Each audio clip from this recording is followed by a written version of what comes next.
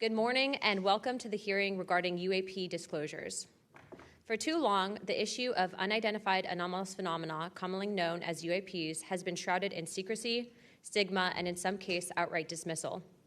Today, I want to state clearly that this is not science fiction or creating speculation. This is about national security, government accountability, and the American people's right to the truth. I've spoken now to a number of whistleblowers from the military, to include the infamous Eglin Air Force Base incident that occurred when myself and former Representative Matt Gaetz, as well as Representative Burchett, followed up on a lead from multiple active-duty Air Force pilot whistleblowers that alleged that the United States Air Force was covering up UAP activity at Eglin Air Force Base. We have heard from a number of whistleblowers, specifically military pilots, that the reason for not coming forward publicly is out of fear that speaking out would cost them their flight status and potentially their careers. This is unacceptable. We cannot protect our airspaces if our best trained observers are silenced. We cannot advance science if we refuse to ask questions. And we cannot maintain trust in government if we keep the American people in the dark. Now, Congress has tried to fix this problem. Congress tried to create formal channels through the All-Domain Anomaly Resolution Office, also known as AARO, and the Intelligence Community Inspector General for service members and officials to make disclosures. But the reality, the reports come in are often to brush aside, slow-walked, or met with skepticism rather than serious investigation. Recently, the former AARO director, known as Sean Kilpatrick, attacked our witnesses and members on this committee. It should be noted that he's a documented liar and brings into question what his purpose at AARO really was if it was not to follow up on investigations and disclose his findings to members of Congress. A former Deputy Assistant Secretary of Defense for Intelligence, Chris Mellon, described a report published by AARO that found no evidence that any USG investigation, academic-sponsored research, or official review panel has confirmed any sighting of UAP-represented extraterrestrial technology. As the most error-ridden and unsatisfactory government report I can recall reading during after decades of government service. Mellon further noted that this was a first error report submitted to Congress without the Director of National Intelligence's sign-off and seemingly excluded input from any scholars or experts who have studied or written extensively about this topic, as would normally be in any other case in this field. Mellon determined that this report failed to fulfill the congressional mandate under which it was required, omitted entire agencies with known investigations or activities related to UAPs, and omitted any discussion of efforts to hide classified or unclassified information about UAP. Such efforts were unaddressed by the report, despite the existence of agency records and investigations concurring with them, including those at U.S. Customs and Border Protection. If we set up offices and oversight bodies only to let them become graveyards for testimony, or worse yet, ruses for pretending to investigate when in actuality there was no follow-up, then we are not doing our jobs. In recent months, Congress has also been presented with evidence that points to technologies that, to our knowledge, are beyond our current capabilities.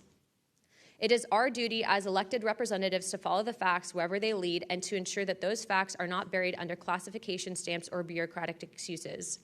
Let me be clear, whether UAPs represent adversarial technology, natural phenomena, or something beyond current human understanding, Congress has a responsibility to investigate. If these objects are foreign in origin, then they pose a direct threat to our national security. And if they represent something unknown, they demand rigorous scientific inquiry, not ridicule, not secrecy, and not silence. The stakes are very high. Adversarial nations are not waiting for us to catch up. They are studying these phenomena as well aggressively, as multiple nations have also announced their own parliamentary investigations into this very topic. If we are to continue to hide information from ourselves, we risk strategic surprise. If we continue to ignore our pilots and service members, as well as countless government whistleblowers, we risk losing their trust. And if we continue to shield the truth from the public, we risk eroding the very foundation of democratic accountability. This is why this hearing matters. This is not about fueling speculation. This is about demanding the basic transparency from the Department of Defense and the intelligence community and other military contractors. It is about asking the questions every American has the right to ask. What do we know? What don't we know? And why in a free society are we being told so little? A major barrier to this committee's inquiry into UAPs has been the lack of cooperation and transparency from the Department of Defense and the intelligence community.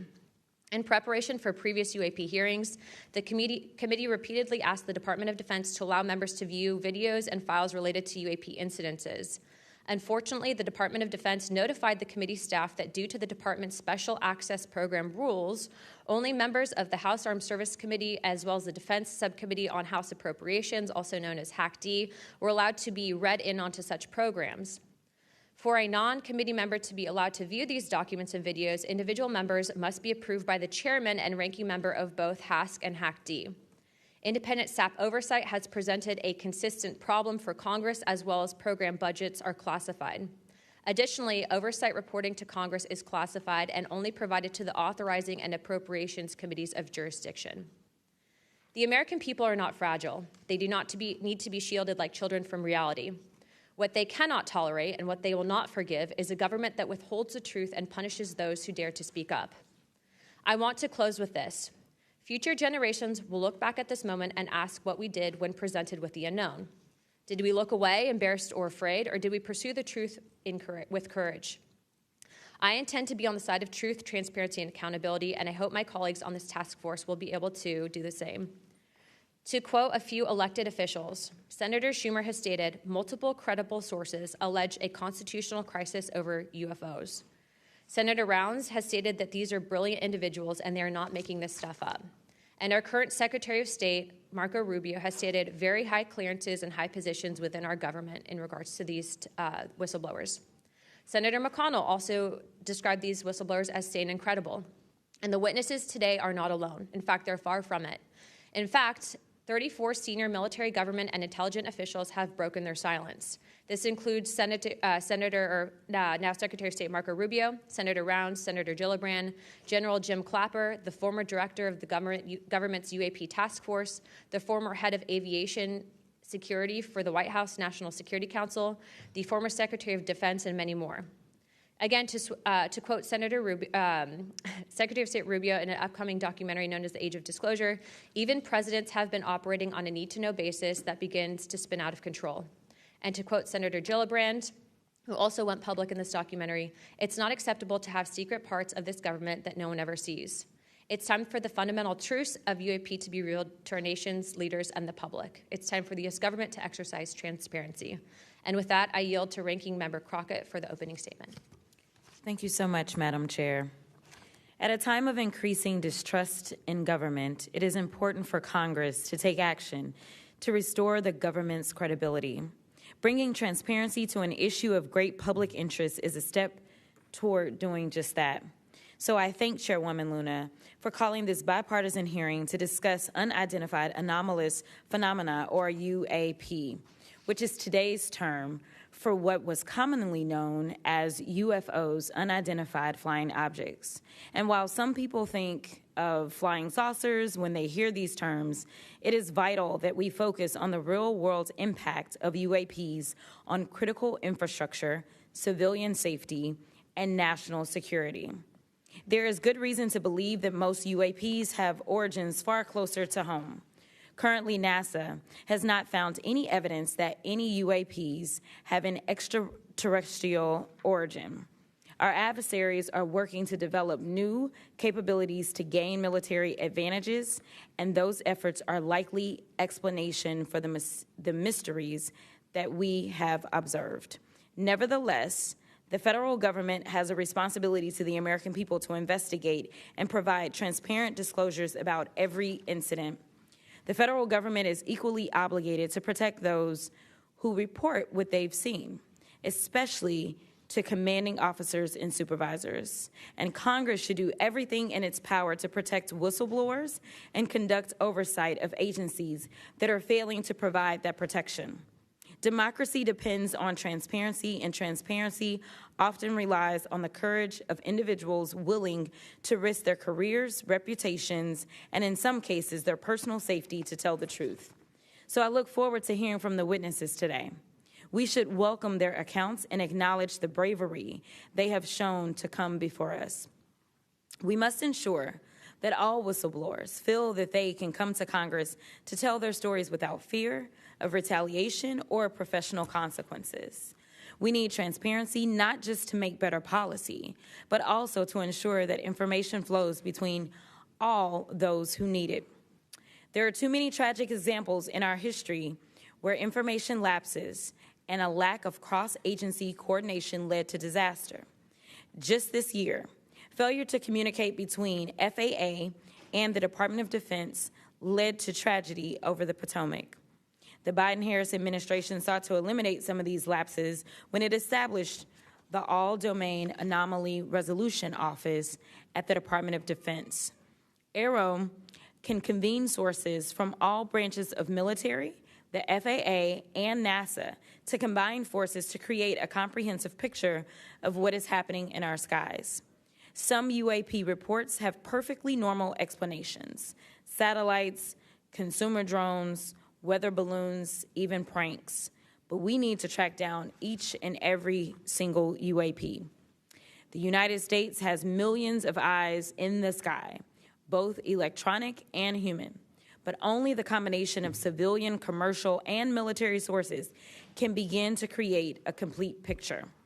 So we need to ensure that people can come forward and report what they have seen to the relevant authorities, and they have to have the right to do so without fear of retaliation. This country has a history of dedicated public servants standing up for what is right, even in the face of potential consequences. From the Pentagon Papers to Watergate to torture programs, whistleblowers have not only informed the public, but also empowered Congress to fulfill its constitutional duty of oversight. Past Congresses have written laws to grant legal protection for whistleblowers, and it is up to us to work responsibly with all sources to hold the executive branch accountable. We are here today to listen to the stories of those who have witnessed events of interest to the American people, and to support the policies that cultivate an environment that welcomes and protects whistleblowers. I hope this hearing will be an example of the respect and protection whistleblowers deserve and the importance of conducting oversight of the federal government. I yield back. I am pleased to welcome the panel of witnesses for today's hearing. I'd first like to welcome Mr. Jeffrey Nusatelli. He's a United States Air Force veteran and a career federal employee with more than 20 years of experience in national security, law enforcement, and public administration. Next, we have Mr. Alexandra Wiggins. Mr. Wiggins is currently serving as a Senior Chief Operations Specialist in the United States Navy. Mr. Wiggins is testifying in his personal capacity today and not on behalf of the United States Navy. Next, I would like to recognize the gentlewoman from Nevada, Representative Titus. Thank you very much, Madam Chairman, ranking members, for allowing me to sit with you on this panel today. I'm honored to be able to introduce a witness here who is from my district, George Knapp, who has been the definitive expert and reporter on this topic that you're exploring today, UAPs or UFOs. George is a longtime friend, I'll say that up front, but a very respected journalist and a recognized expert in this field nationally and internationally. Just a little something about George. He came to Las Vegas in 1979 and joined KLS television station as a general assignment reporter in 1981. Since 1995, he's been the chief investigative reporter for that channel. He also hosts a national radio show you can listen to on Coast to Coast AM, which covers many of the paranormal topics that y'all are discussing. Over the years, George has been, as I said, recognized for his work. He's been honored with the Peabody Award, the DuPont Award, the Edward Murrow Award, and 27 different regional Emmys for his investigative reporting. Indeed, he has told Nevada's story with clarity, with objectivity, and with integrity. So I know that his testimony today is going to be of great interest and value to this committee. So thank you very much. Next, we have Mr. Dylan Borland. Mr. Borland is a United States Air Force veteran and has a long career in federal service. And finally, I'd like to introduce Mr. Joe Spielberger, a senior policy counsel at the Project of Government Oversight. Pursuant to Committee Rule 9G, the witnesses will please stand and raise their right hand.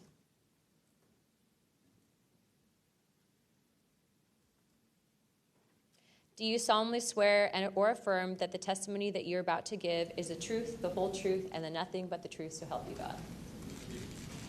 Let the record show that the witnesses answered an affirmative. Thank you. You may take your seat.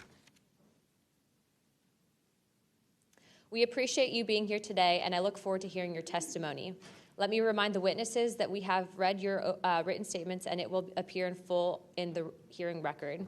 Please limit your oral statements to 5 minutes, but I understand you have a lot to get through, so if it goes a little over, don't worry about it. As a reminder, please press the button on the microphone in front of you so that it is on and the members can hear you. When you begin to speak, the light in front of you will turn green. After 4 minutes, the light will turn yellow, and when the red light comes on, your 5 minutes have expired, and we will ask you to please wrap it up. I now recognize Mr. Nusatelli for his opening statement. Good morning. Thank you, Chairwoman Luna, Ranking Member Crockett, and members of the task force for giving us the opportunity to testify today. My name is Jeffrey Nusatelli. I'm a former military police officer with 16 years of active duty service in the U.S. Air Force. I'm here today because the American people have both the right and the responsibility to know the truth about unidentified aerial phenomenon. That truth remains hidden, classified, and silenced by fear, retaliation, stigma, and confusion. Today, we are here to help break that silence. Between 2003 and 2005, 5 UAP incidents occurred at Vandenberg Air Force Base, home to the National Missile Defense Project, a top national security priority. At the time, we were conducting launches deemed by the National Reconnaissance Office as the most important in 25 years. These were historic launches. These facilities were vital, and they were repeatedly visited by UAP. Each incident was witnessed by multiple personnel, documented, investigated, and reported up the chain of command. We sent information up, but we got no guidance down on how to handle these events. I personally witnessed one of these events and investigated others as they occurred. 6 other service members have provided me with the information that I will share with you today. The incursions began on October 14, 2003, when Boeing contractors reported a massive glowing red square silently hovering over 2 missile defense sites. After several minutes, it drifted further east onto the base and vanished over the hills.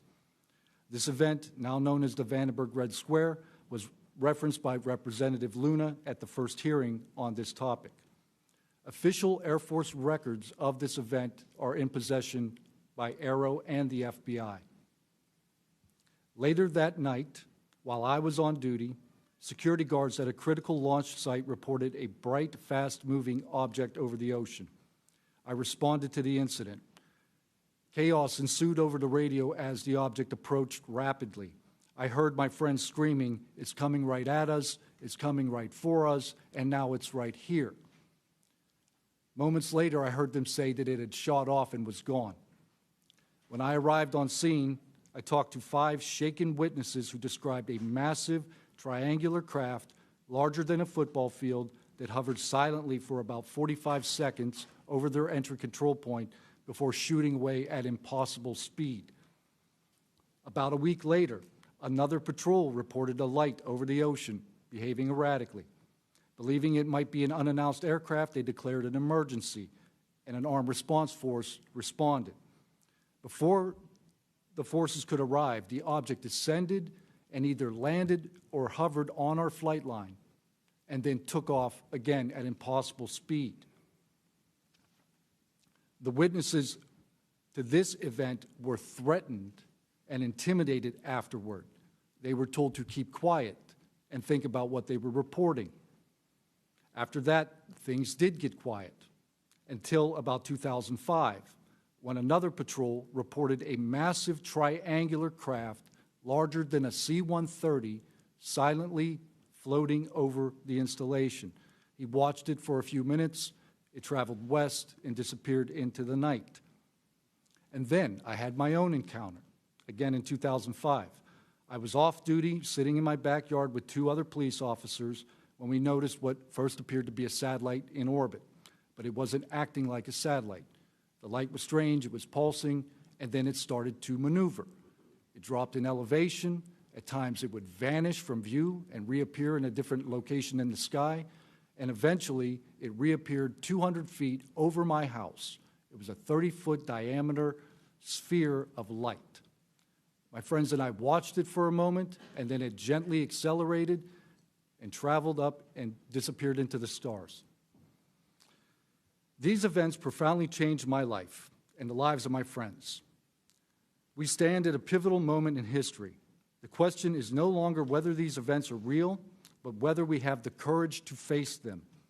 True leadership requires vision, a willingness to confront the unknown with transparency and resolve. So I ask the Congress to help we, the people, enact this vision.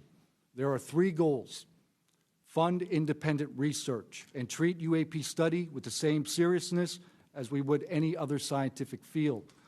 2, end secrecy and overclassification. Transparency is the foundation of truth. Without it, witnesses like us are dismissed. 3, protect the witnesses. Many stay silent out of fear for their careers, reputations, and the safety of their families. Protect them, and you will embolden others to join this cause.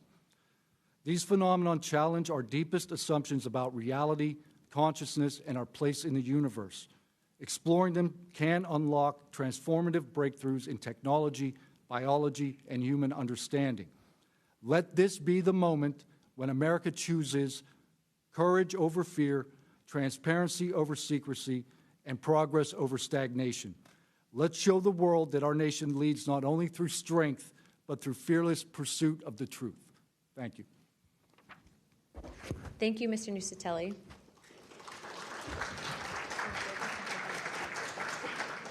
He's not on here. I now recognize Chief Wiggins for his opening statement.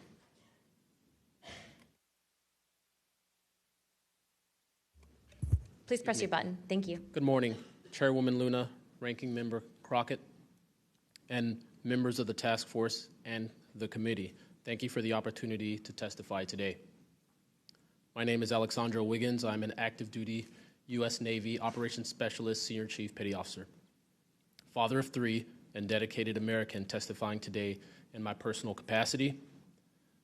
The views I share are my own, and I do not represent the official positions of the Department of the Navy or any subordinate organization.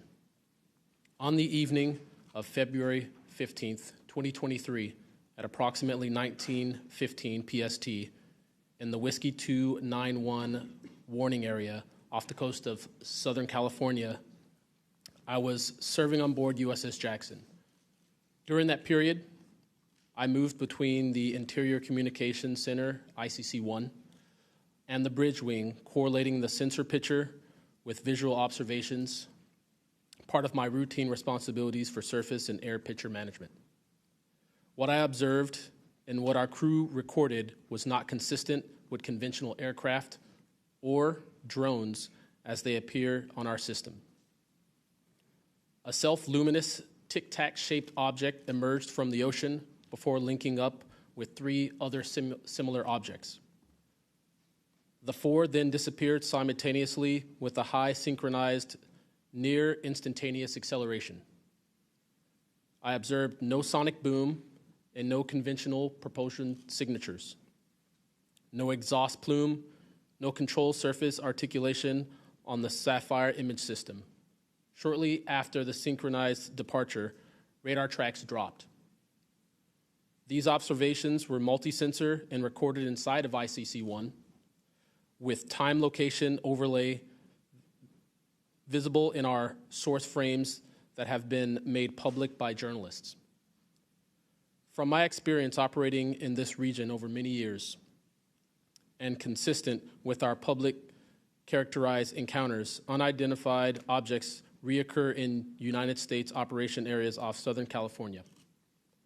That fact alone does not tell us what they are, but it does argue the systematic stigma-free reporting and for the preservation of sensor data so analysts can evaluate safe and intelligence implications with rigor.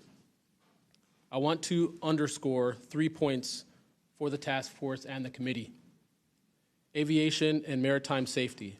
When crews and watchstanders observe objects that maneuver or accelerate in ways that does not match known profiles and do so near our ships and aircraft, that is, first and foremost, a safety issue. Standardized checklists and training should ensure we capture the best possible sensor data in real time, including IR settings, slant range estimates, and bearing and range altitude snapshots, and immediate chain of custody for any recordings. Reporting without stigma, protection without retribution. Sailors need to know that reporting UAP encounters will not harm their careers. Congress can help by reinforcing witness protection and by directing the relevant office to maintain confidential, destigmatized channels for service members who step forward with data. Declassification and transparency where possible. The task force declassification mission is directly relevant here. Where operational security permits releasing metadata preserved sensor excerpts or at least technical summaries would improve public trust and accelerate outside scientific scrutiny. That includes, when feasible, the time geo-reference IR frames and radar parameters needed for independent analysis. To be clear, I am not here to make claims beyond my lane. I am here to provide a first-hand account of what I saw, what our systems recorded, and why it matters for safety, for intelligence, and public confidence. My request to you is practical. Help us capture, protect, fairly evaluate the evidence, and provide a safe pathway for those in uniform to report it. In closing, I want to thank the committee and the task force for holding this hearing and for placing this discussion in a forum where evidence can be examined carefully and openly. I appreciate your attention and stand ready to answer your questions. Thank you. Thank you, Chief.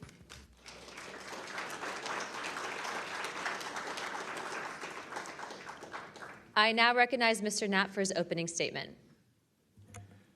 Good morning, Chairwoman Luna, Ranking Member, Ms. Crockett, and members of the task force. And Dina Titus, I just knew we were going to get you involved in this topic at one point. Great to see you here. I'm George Knapp, Chief Investigative Reporter at KLES TV in Las Vegas. I began my pursuit of this weird mystery way back in 1987, and for 38 years, I've always approached this as a news story. It's not a matter of faith or belief. To me, it's a story, and it's an important one. I'm proud to be here alongside these witnesses today, men who have seen strange things and stepped forward to tell the world about it. Whistleblowers and witnesses who step up are routinely insulted, belittled, or worse. They risk their reputations, their careers, their clearances, their livelihoods, and sometimes much more than that, even their freedom. I know that one of the goals of the task force here is to figure out ways to protect whistleblowers and witnesses, and it's a tall order because so many of the things that happen to witnesses like these are extra-legal. They're carried out by persons unknown, as Mr. Dave Grush, sitting up at the top of the room, knows all too well, including events in recent days that have happened to him. I want to share a couple of things that I've learned along the way on this long journey, and I submitted most of that in written form because I estimate that my statement here today would take about 4.5 hours, so I'm going to try to jump over and touch on the more important salient points. I submitted a detailed written statement for the record, and we'll go into a lot of that here, but the public has been told over and over since the late 40s, there's nothing to worry about here. These mysterious craft seen by millions of people in the skies, in the oceans, over the land are not real. They're not a threat. The witnesses are wrong. They're crackpots. Don't believe it. That changed for me. What got me hooked is the paper trail. Documents that were squeezed out of the U.S. government after the FOIA, Freedom of Information Act, became the law of the land. And those documents paint a much different picture than what the public, the press, and Congress have been told over many years. The documents from military and intelligence personnel behind closed doors admit that, quote, these things are real. They're not fictitious. They can fly in formation. They're evasive, and they outperform any aircraft known to exist, including ours. The public, of course, as I said, has been told something much different. You know, back in 1989, I reported about a guy named Bob Lazar, who claimed that he worked at a facility dubbed S4 out in the Nevada desert, very near to Area 51. He said he was part of a reverse engineering program. He said there are alien craft that will be taken apart to figure out how they operated out there, and that was a pretty tall order. I had clearly taken a dive into the deep end of the pool there. But in the years since then, I've interviewed dozens of other people, and I've detailed what their testimony has been in the written statement. They include Senator Harry Reid, Senator Howard Cannon, also of Nevada, a guy named Al O'Donnell, who was the first general manager of EG&G in Nevada, which managed the Nevada test site, which blew up hundreds of nuclear weapons. There's a guy named Dr. James Lakatsky, who was a career scientist with the Defense Intelligence Agency, who was the guy who initiated a program called OSAP, Advanced Aerospace Weapons Systems Application Program, which is, as far as we know, the largest acknowledged UFO program ever funded by the U.S. government, which put together an amazing pile of information that members of this committee and the world, most of which they have never seen. The DIA still hasn't released 95% of what was prepared by that program at a cost of millions and millions of dollars. The one name I do want to bring up in this session, though, is Robert Bigelow. So looking into the idea of crash retrievals and reverse engineering, while OSAP, that program, was active, the DIA's contractor, Robert Bigelow of Las Vegas, made a bold attempt to acquire physical proof of UFO crashes. It's been widely reported and suspected that Lockheed Martin is one of the contractors, the defense contractors, that has held this stuff, stored it away in secrecy, and tried to figure out how it works. I have confirmed on the record that Robert Bigelow and a trusted colleague from OSAP met with and negotiated with senior executives at Lockheed Martin and hammered out a deal wherein Bigelow's company, Bass, would receive a quantity of unusual material that had been stashed away and protected at a facility in California. That material was not made here. I want to move on now to the Russia files, because that was going to be sort of the central impetus of what I was going to talk to you about today. Back in the early 90s, I got into Russia, met with a number of their defense officials, Ministry of Defense and others, who confirmed for me that Russia had been doing the same thing that the United States had been doing, that is, secretly studying UFOs while publicly saying something completely different. The documents and interviews that I obtained and have now shared with this task force show that the USSR launched what is almost certainly the largest UFO UAP investigation in the world. The first phase of that was an order was sent out to the entire USSR military empire that every unit, you see anything strange in the sky, a craft, an orb, something unusual, you had to gather all the evidence, collect testimony from the witnesses, look for physical evidence, and all of that information went into one program at the Ministry of Defense. Thousands and thousands of these reports came in. A lot of them were first routed to the KGB, but then back to another program that came after this collection effort called Thread 3. And Thread 3 was an analysis program. We have provided to the committee the documents of what they were trying to do, and essentially they were trying to build their own UFOs. They were using the information from their observations and studies to try to figure out that technology. The guy who was in charge of that program, Colonel Boris Sokolov, told me that their goal was to basically develop technology that would be superior to anything we had, based on what they learned from UFOs. Mr. Knapp, just in the name of time, Sure. To my understanding, did you have anything you wanted to submit for Congress to see in this committee? I have submitted those documents. Would you like to play any videos? Do you have a video that you would like to play? I don't think it's for me to play. No, that was for Alexander. Yeah, Alexander's video. Okay. You could play it. He could narrate it. Okay. We can, in the name of showing that video to everyone on task force, we'd like to play that video at this time. Sure.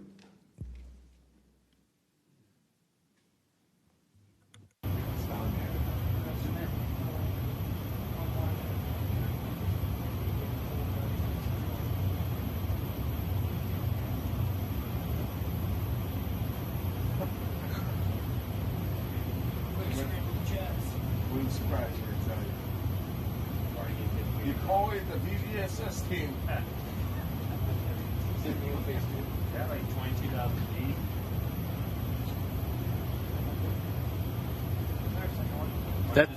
That shit took off earlier.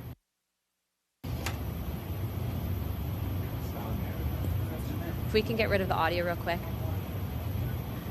Mr. Wiggins and Mr. Knapp, we'll get back to what that video was in a moment, but we just want to make sure that it was entered into the record, as well as all the documents. Those will be able to be publicly found for everyone in the country to view. If we could, Mr. Knapp, we'll continue on the line of questioning, but I'm going to move on to Mr. Borland's opening statement. Good morning, members of the task force and the committee. I would like to express my gratitude for being invited to testify to the current task force created under the People's Chamber and the American public.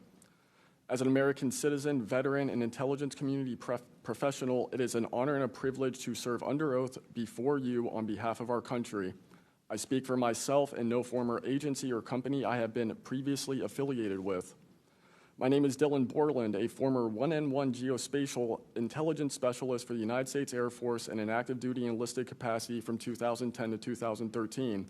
I've also been employed with BAE Systems and Intrepid Solutions as a senior analyst, expert in analyzing video, radar, and advanced electro-optical imagery for official identification of aerial order of battle, as well as naval and ground order of battle.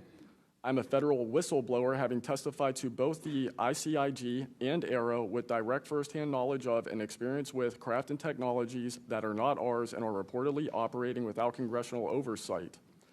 Because of my direct knowledge of the reality of certain legacy UAP programs, my professional career was deliberately obstructed, and I have endured sustained reprisals from government agencies for over a decade. From 2011 to 2013, I was stationed at Langley Air Force Base, Virginia, conducting 24-hour operations via manned and unmanned aerial vehicles for Special Operations Forces in the global war on terror. During the summer of 2012, my team was on standby for weather, and I returned to my barracks on base, and at approximately 01:30, I saw an approximately 100-foot equilateral triangle take off from near the NASA hangar on the base. The craft interfered with my telephone, did not have any sound, and the material it was made of appeared fluid or dynamic. I was under this triangular craft for a few minutes, and then it rapidly ascended to commercial jet level in seconds, displaying zero kinetic disturbance, sound, or wind displacement. Some years after that experience, I was further exposed to classified information from the UAP legacy crash retrieval program through a sensitive position I held within a special access program. During this time, intelligence officers approached me in fear for their own careers, citing misconduct within these programs and similar retaliation that I was already enduring at this time. These issues include medical malpractice committed by Veterans Affairs staff, denial of work I performed while enlisted in the United States Air Force, forged and manipulated employment documents, workplace harassment, including colleagues being directed to not speak with me, manipulation of my security clearance by certain agencies, blocking, delaying, and ultimately removing my ability to be employed within the IC. The retaliation I face and the retaliation against individuals I know who worked in these programs is what convinced me in March 2023 to become a whistleblower. I came forward out of concern for people's lives and to ensure I did everything I could to let our elected representatives know the truth about what is really happening in the executive branch. At the end of March 2023, I agreed to meet with ARROW following the suggestion of other federal officials believing it was what our nation required of me. I had reservations with ARROW due to assessments they were reporting publicly at the time as a misrepresentation of the truth. Because of these concerns, I did not share sources and methods information in order to protect current and former federal personnel who had firsthand exposure to technologies of unknown origin. I did not want anyone to face further retaliation beyond what they had already endured. And unfortunately, a staff member ended up getting in some trouble because of that. After David Grush testified under oath in the summer of 2023 and provided historic disclosure, I was then asked to go to the ICIG and did so in August 2023. It was very clear early on during my intake interview, which was video recorded under oath, that the objective was to solely assess how much I know and not move forward with an investigation with new information I provided them. The aftermath of that IG complaint still troubles me to this day. Since my ICIG complaint, I've been prevented from resuming prior employment and can confirm I'm still blacklisted from certain agencies within the intelligence community. In addition, multiple agencies attempted phishing attacks to assess what I had divulged to the Inspector General, including being asked to disclose details of my ICIG complaint during a CI polygraph for a position unrelated to UFO UAP matters as recently as November 2024. As I sit before you today, I and many other whistleblowers have no job prospects, no foreseeable professional future, and a nation every single one of us came forward to defend. Numerous individuals have come forward in various ways to reveal the truth of the UAP reality as patriots and defenders of our nation. Yet many feel discarded, isolated, hopeless, separated from the country they serve. Efforts to rectify this situation for all whistleblowers have been difficult and troubling, and to my fellow whistleblowers and officials who know this information, I offer you my apology, something that I have never gotten, and I'm giving it to you. I swore an oath to the Constitution of the United States, an oath that demands truth and transparency for our democratic republic to function. Each day, these truths remain hidden from our citizens. Humanity drifts further from the principles our nation was founded to uphold. Each day, victims of crimes committed by agencies and companies maintaining this secrecy are denied justice as another day our Constitution is shredded.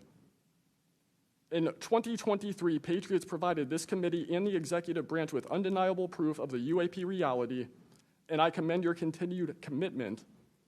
The future of humanity is one which we either travel to the stars or regress to the Stone Age with this technology. My career has been to deliver critical information to decision makers. Your role as elected by your representatives is to act on it. The time to act is now. Thank you.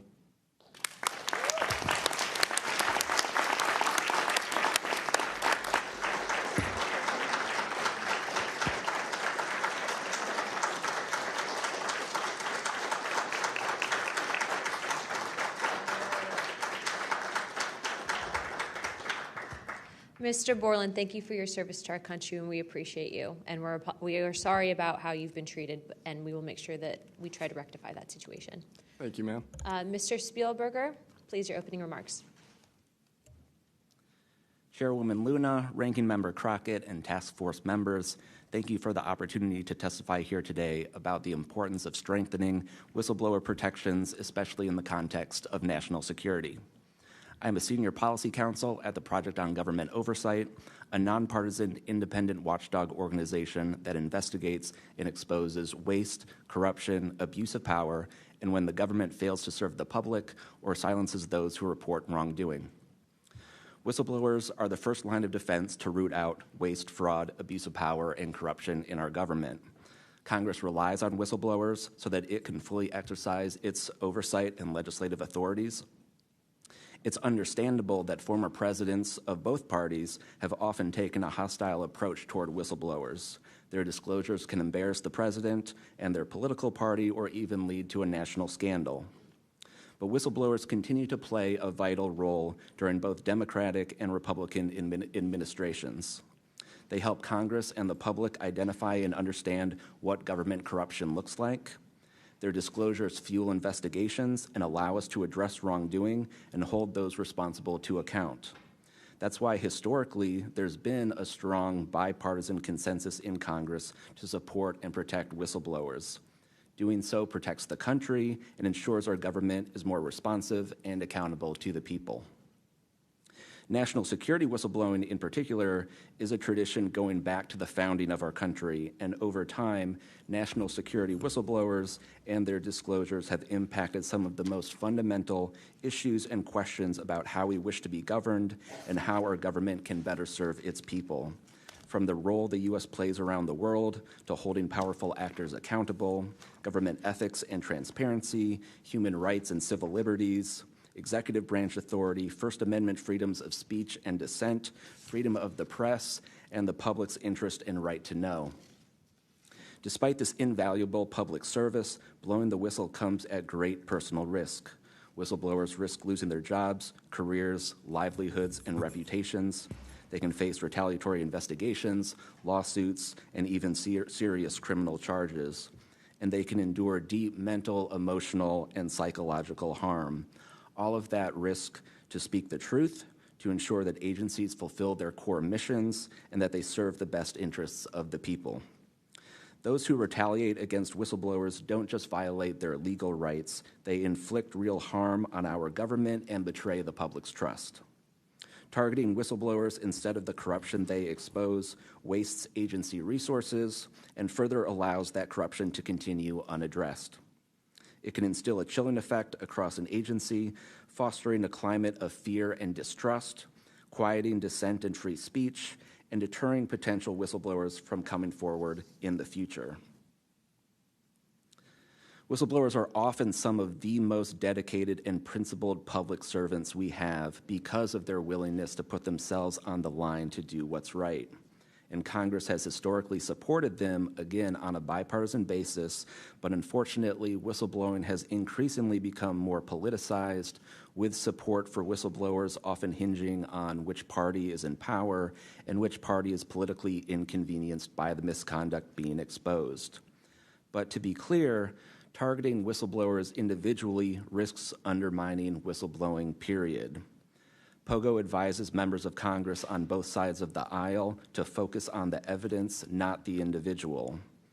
We will always need whistleblowers to achieve the government that best serves its people, because when people of conscience, integrity, and good character refuse to speak up out of fear, complacency, or self-preservation, and leave corruption to fester behind closed doors, that is probably the most dangerous risk of all. If we are serious about increasing government transparency and restoring the public's trust, we need public servants committed to the truth. Whistleblowers need safe and effective channels to make lawful disclosures. They need stronger protections against retaliation. And when they do face retaliation, they need a fair shot to be made whole. Congress has made strides to pass whistleblower legislation, and these laws need to be updated and expanded so that whistleblowers truly receive the protections they need, retaliators are held accountable, and we can achieve the type of government the people deserve. We strongly urge Congress to continue its historic tradition of championing the rights and protections of all whistleblowers. Thank you again for the opportunity to testify here this morning. POGO is committed to working with you and the Oversight Committee to address these critical issues. I look forward to any questions. Thank you, sir, very much. Additionally, without objection, the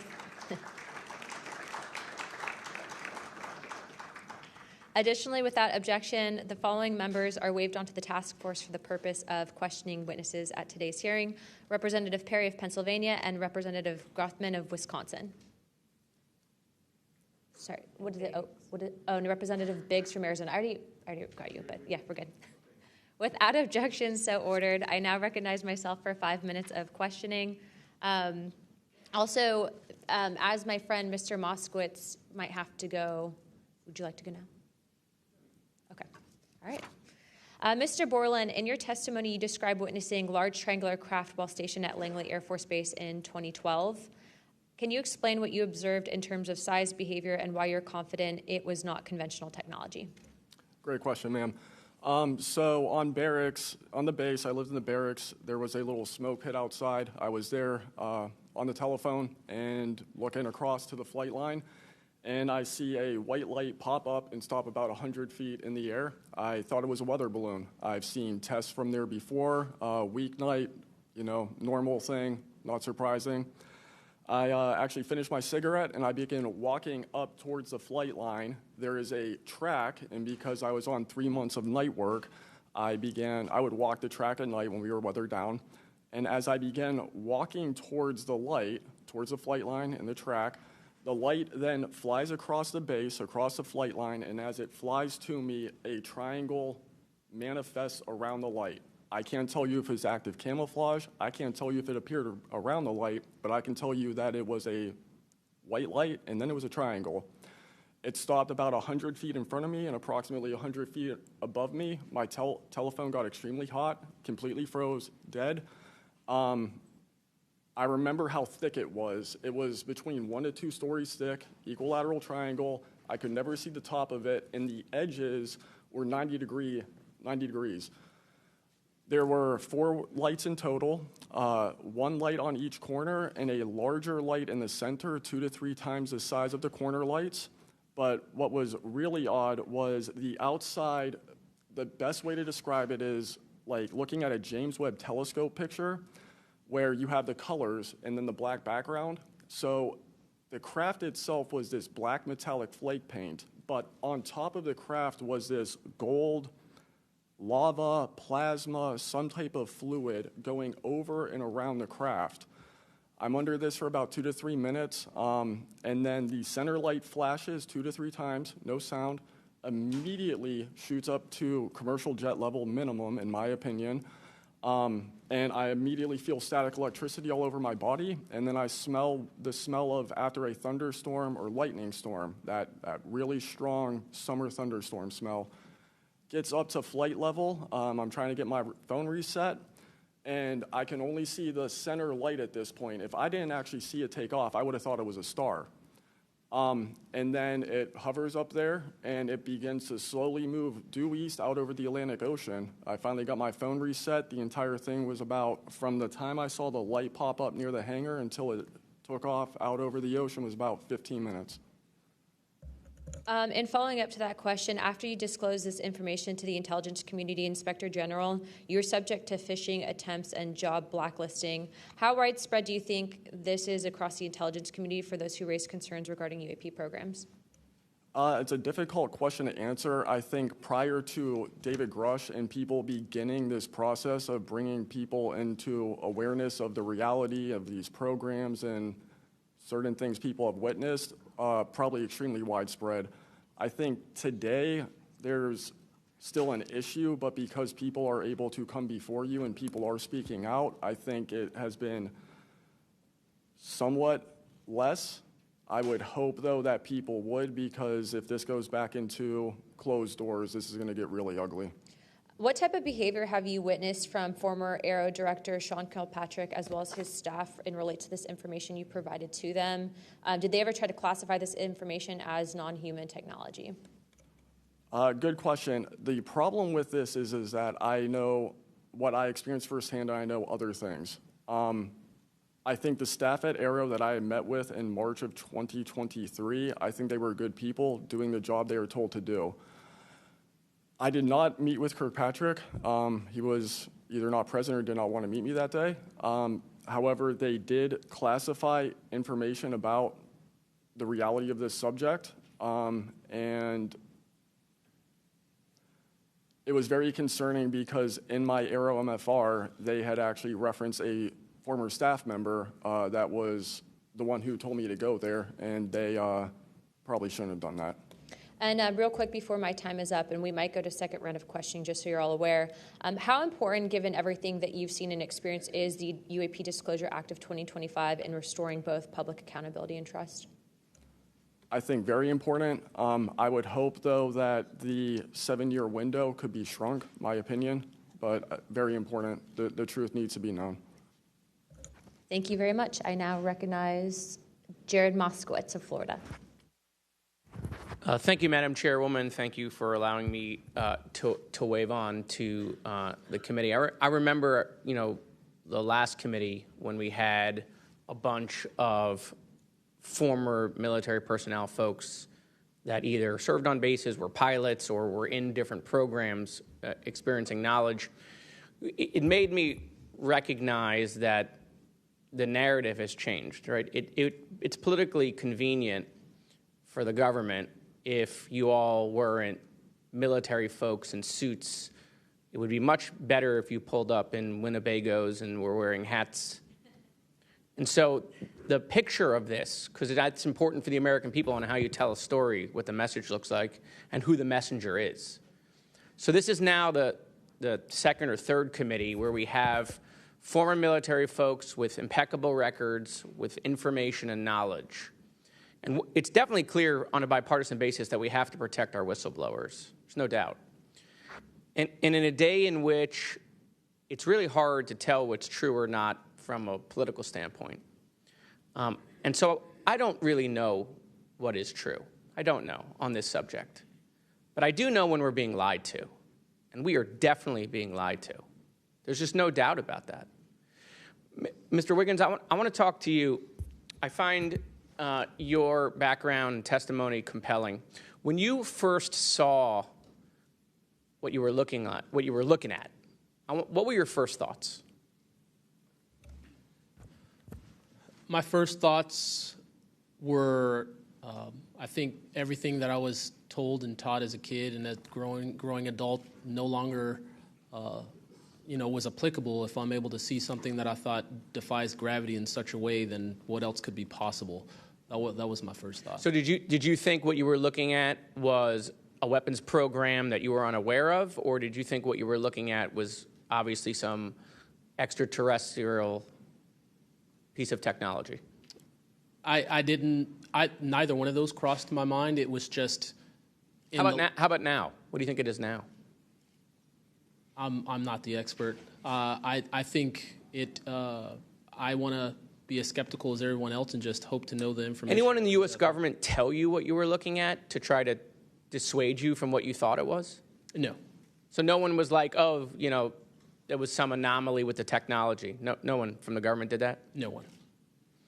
How do you think you were treated when you reported this information or have talked about, the Tic Tac video is well out there. It's well reported. How were you treated? I've had no pushback at all. I haven't had anyone reach out to me or try to, dissuade me in either direction, militarily speaking. So I was treated fair, and I appreciate the Navy itself with assisting me with coming here to being able to testify. That's good. So what do you think the American people should take away from watching your video, right? Because when we watch it, obviously, right, we've never seen anything like that. It defies what we know to be technologically possible. What are we supposed to think? Someone's lying about something. Someone's hiding something, right? That's not normal what you looked at. I think what the American people should think when seeing that video, along with others before me, is that there is something out there, and we should know as the people what it is. Right, and so let's eliminate possibilities. So they didn't come to you and say there was a technological error with what you were looking at. So we put that aside, right? They didn't say it was broken. So we look at that and we see something. So it's either a weapons program being reverse engineered by our governments or other governments, or it's nobody's government, and it's not from here. Those are it. You agree with that assessment? I agree. One or the other. Mr. Borland, when you first experienced what you were looking at, what did you do next? Like, what was your next step after it had passed and you were done? I actually kind of laughed to myself and said, okay, so this exists as well. Worked in enough programs, been exposed to enough that I was like, okay, so this is a real thing. I went back, walked the track, talked with a couple of my friends about it. I did talk with some of my coworkers, one in particular, which I thought was a joke, and it definitely wasn't, was like, you probably should never say this to anybody. And then what happened to me happened, so. What about you, Mr., how do you pronounce your last name? Nusatelli. Nusatelli. And sorry, I know I'm running out of time, Madam Chairwoman. So obviously your incident happened well before we could record things on cell phones and things of that nature, right? What did you do when you first experienced? Because what you saw, right, you saw it happen like right out of your base. Correct. So tell me what you did after you saw that. What was like your next move? And I want to hear what your experience was. My next move, I went into my house after it left. I made sure no one had been abducted, and I picked up the landline. I called the Security Forces Command Center. I reported it. I requested that they give me a call back and make notifications up the chain of command. I got a call back in about 15 minutes. They reported that the weather station reported no balloons or aircraft, nothing on radar, no aircraft inbound or outbound. So I got that notification.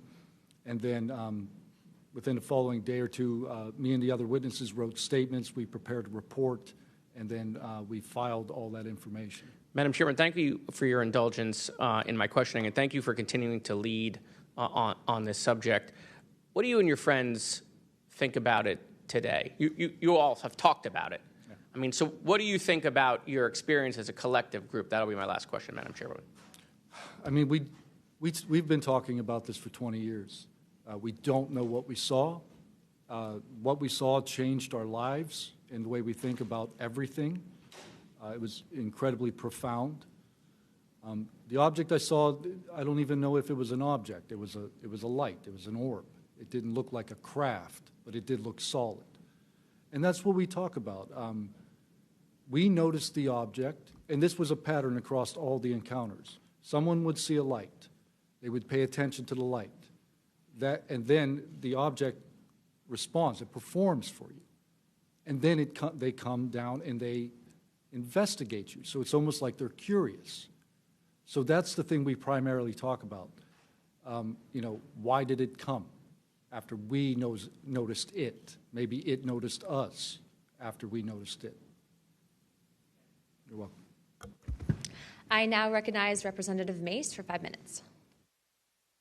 Thank you, Madam Chair, and I want to thank all of our witnesses for being here today.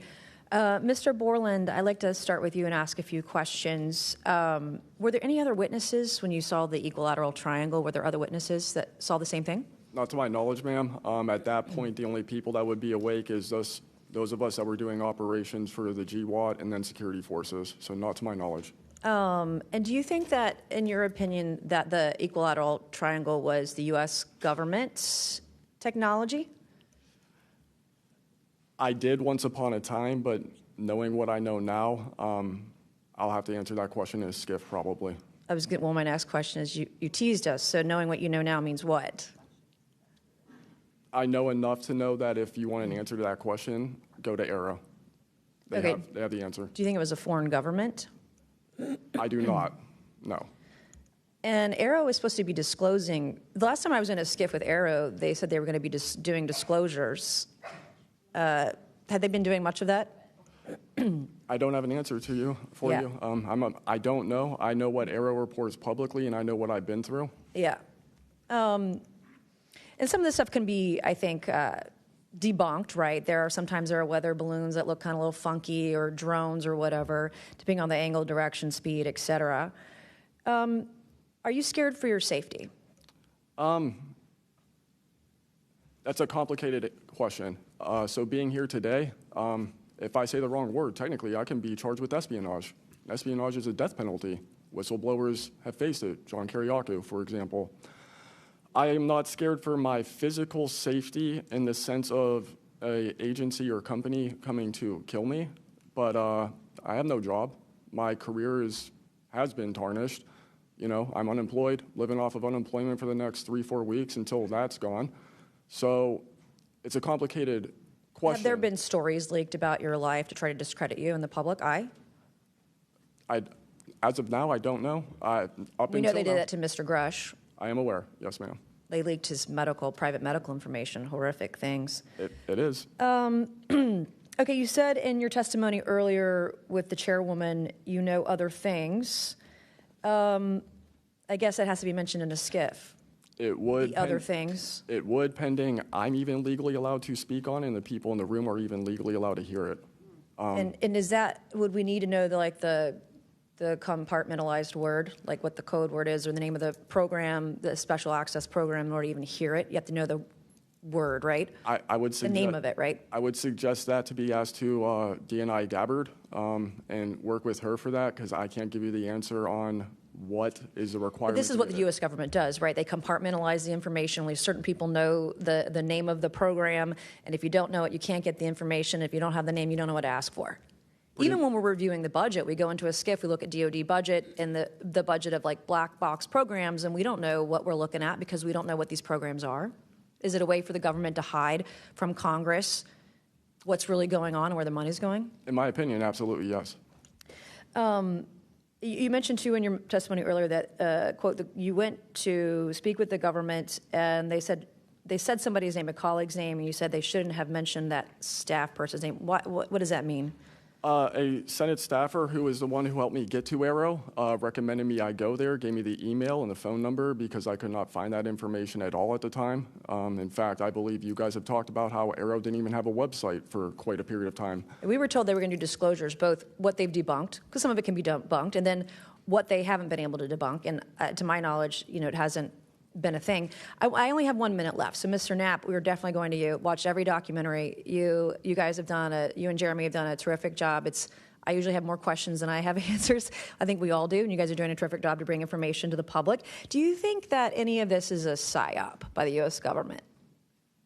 Entirely possible. I mean, our government and other governments have admitted that they've tried to use UFOs to cover secret projects, but I think they also do some reverse engineering of those claims. So years after people start seeing UFOs over Area 51, for example, they come up with the story, oh yeah, that was, we planted that story. So I read in a major newspaper just a couple of weeks ago, they planted this story. An Air Force colonel went out into the desert, went to a bar at Rachel, and gave them some fake UFO photos, and that's how the whole story about Area 51 started, which is preposterous. Yeah, and I didn't even get to the crash retrieval program stuff yet, Ms. Chairwoman.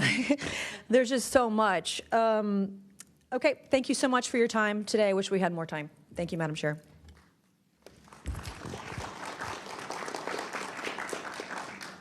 I now recognize Ms. Crockett for 5 minutes.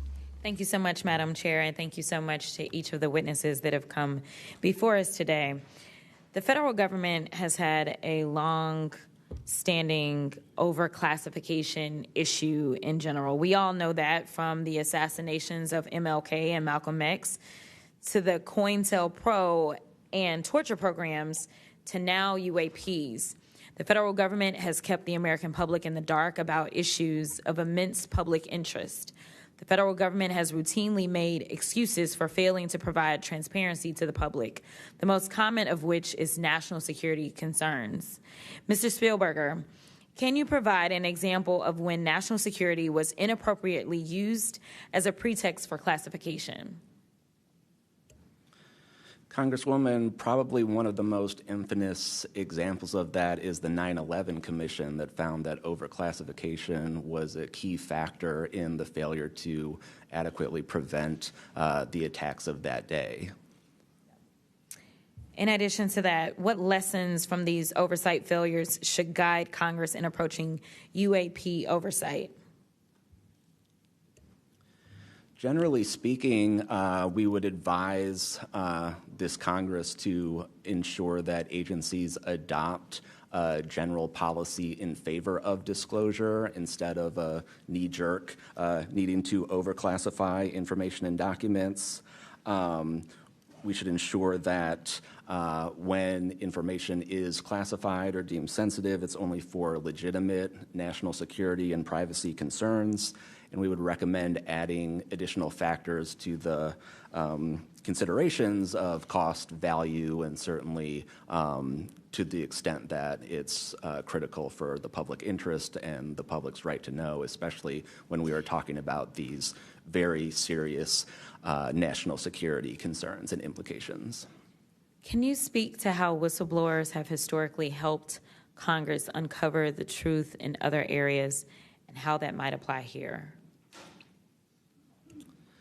Absolutely. So again, Congress has always relied on whistleblowers coming forward and making disclosures in a number of different issues across different agencies, anything from national security to airline safety, railway safety, environmental concerns, workplace health and safety, a lot of issues coming out of the COVID pandemic, for example. Whistleblowers have come forward with important disclosures on just about any critical issue affecting our government and affecting the American people, all of which have grave implications for the rights and protections that we have and how we live our lives in communities across the country. How important is it for whistleblowers to have strong protections when it comes to UAP-related disclosures or disclosures of other topics of excessive government secrecy? It's absolutely vital. This has been one of the disappointing failures of doing this work, of advocating for stronger whistleblower protections. We recognize the invaluable public service that brave whistleblowers play in coming forward, again, taking all of these risks that we've heard about just to speak the truth, to get important information out in the public consciousness, but they can only do so when we have safe and secure channels for reporting, when there is trust in the independence of agency watchdogs like inspectors general, like the Office of Special Counsel, like the Merit Systems Protection Board that play critical roles in investigating whistleblower disclosures and enforcing the protections of whistleblowers. All of that is essential to allow whistleblowers to keep coming forward and playing these incredibly important public roles. Thank you so much. Let me just say this. People look at Congress, especially now, and they see a lack of unity. They don't see the ability for us to come together really on much of anything. I will say that I do applaud the chairwoman and the work of this committee because for once I feel like we are focusing on governing, which should be about transparency. The reality is that we cause more harm than good when we allow a lack of transparency to fester. It allows for all types of conspiracy theories instead of us actually making the investments that we need to make to get the information and actually provide it to the American people. The reason that I wanted to focus on making sure that we answer some questions specifically around the protections of those that are willing to come forward is because the only way that we can make this government actually work for all of us is if no matter where you are in this federal government, you feel as if you are safe when you come forward with information of any issue. And so I do want to thank you for all of your stories.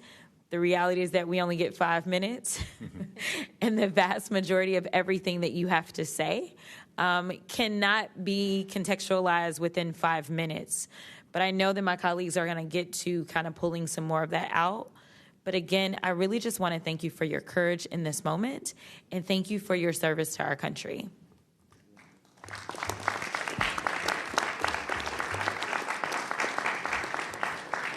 I now recognize Mr. Burchett from Tennessee for 5 minutes.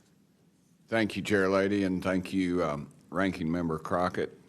I see a lot of friends out there, and I see a couple enemies, so I'll kind of remember that. But it's a pleasure being here. I want to remind people, too, this thing is an ongoing deal. We're not going to get this overnight. We've been fighting this battle, some of y'all, for 30 years and maybe longer. I hope we just keep focused on what we're trying to get to is total disclosure. We get a little wrapped up in a lot of things, but the government has something, and they need to turn it over to us. We pay their dadgum salary, you pay our salary, and you ought to get more out of us than you do. And that's what disgusts me about this whole thing. I think they're just trying to run the clock out on us, really. They'll poke us a little, and they'll make jokes to us and try to pull us off the target, but I think we know where we're at, and that's why they're firing at us, because we are over the target. My first question is, Mr. Knapp, I recently introduced the UAP Whistleblower Protection Act to help provide whistleblower protection to federal personnel for disclosing the use of federal taxpayer funds to investigate UFOs. I still don't want to say UAPs. How can Congress further increase whistleblower protections? I think you got to unleash the dogs and go track down the money and where it goes, because a lot of this stuff has been moved out of government. Sure. As you know, Rep. Burchett, it's been given to private contractors who stashed it away. They've had it for so long that there's nobody left inside government, or very few, who know where it is. And they do that to keep us from FOIA, sure. Correct? Yeah, it's to keep it from FOIA. And I think that the contractors who've had this stuff for a very long time set their own standards about who is allowed to know what.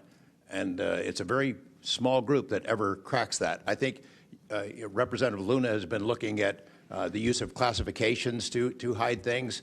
I'm not sure that even this committee getting security clearances that should allow you to see this stuff would allow you to follow where it really goes. I worry about the people that are looking at it and don't even know what they're looking at. I mean, it's gone through so many, since since Roswell, for instance. I mean, you think there's nobody even alive that was around any of that stuff. Yeah, So I don't think they've made much progress from the people that I've talked to. I don't think they've made much progress in learning that technology. Might have made some, but you wonder, the implication is tic-tac. Oh, yeah, that's ours.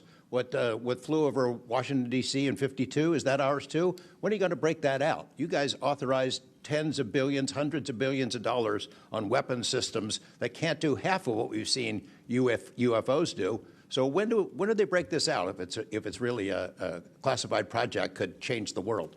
I don't think they've made much progress, and I think they've been lying to us and to you and the rest of the world, and they're still doing it. yes, sir, I agree with you.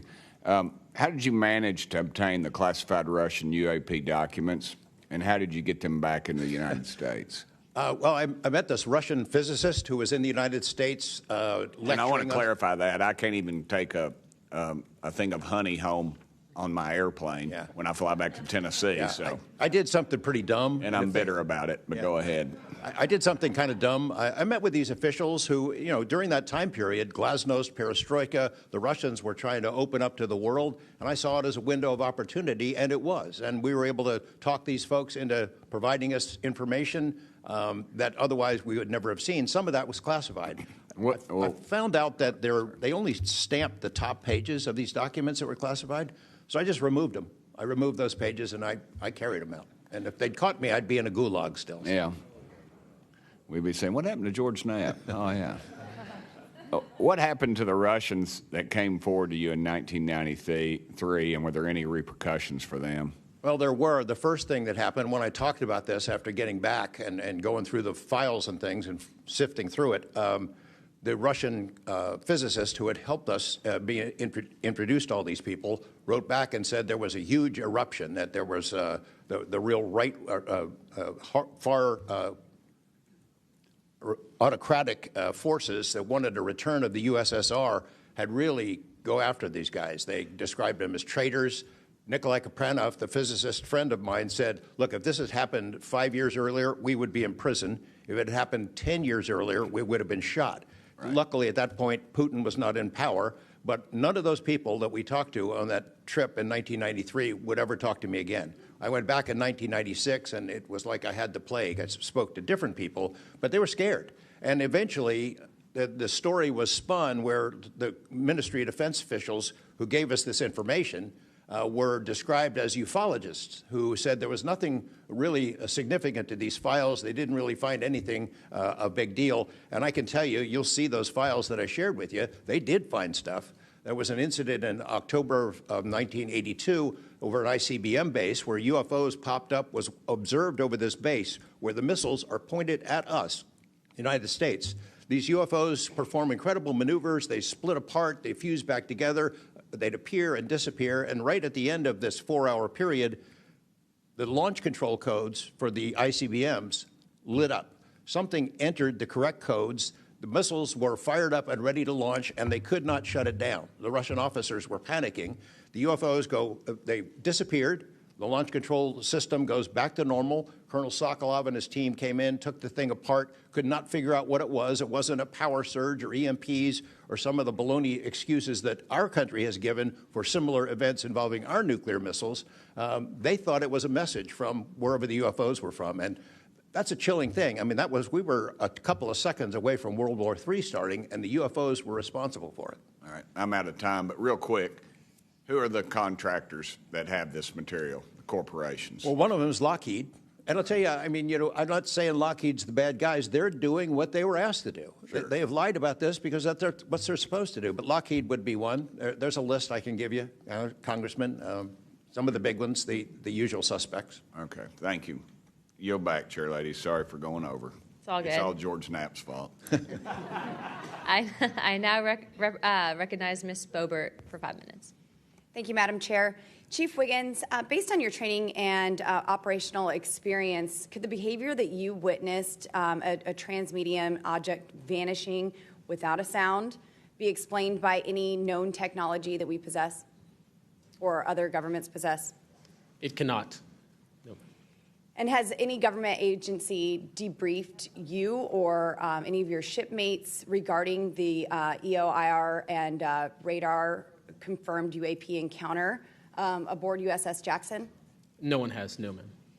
What was that encounter like when you brought that up? If you want to briefly summarize that, when you brought that to their attention and then you were not provided any follow-up, who was told and how did you feel when there was no contact back to you? As far as the actual incident happening, yes, or sir. the reporting level? Yes, Chief.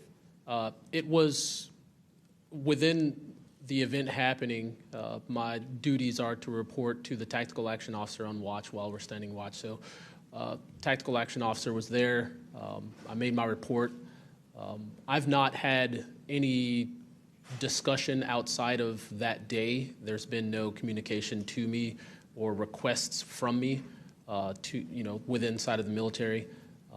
But speaking of that actual incident itself, once the report was made to the tactical action officer, that's when I made the decision to ask the individual watchstander that was controlling Sapphire to be able to slew into the location. And that's what you see in the video itself is when the watchstander is slewing in and kind of showing us what we're looking at.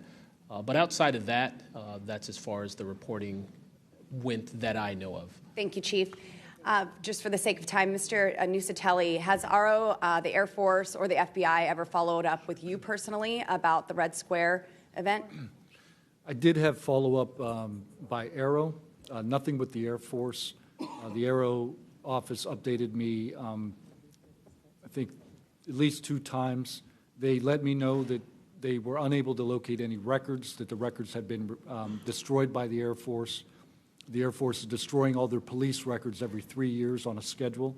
So you were informed that these documents were destroyed. Well, I have a Freedom of Information Act from the Air Force that states clearly that they destroy all police records on a 3-year schedule. Okay.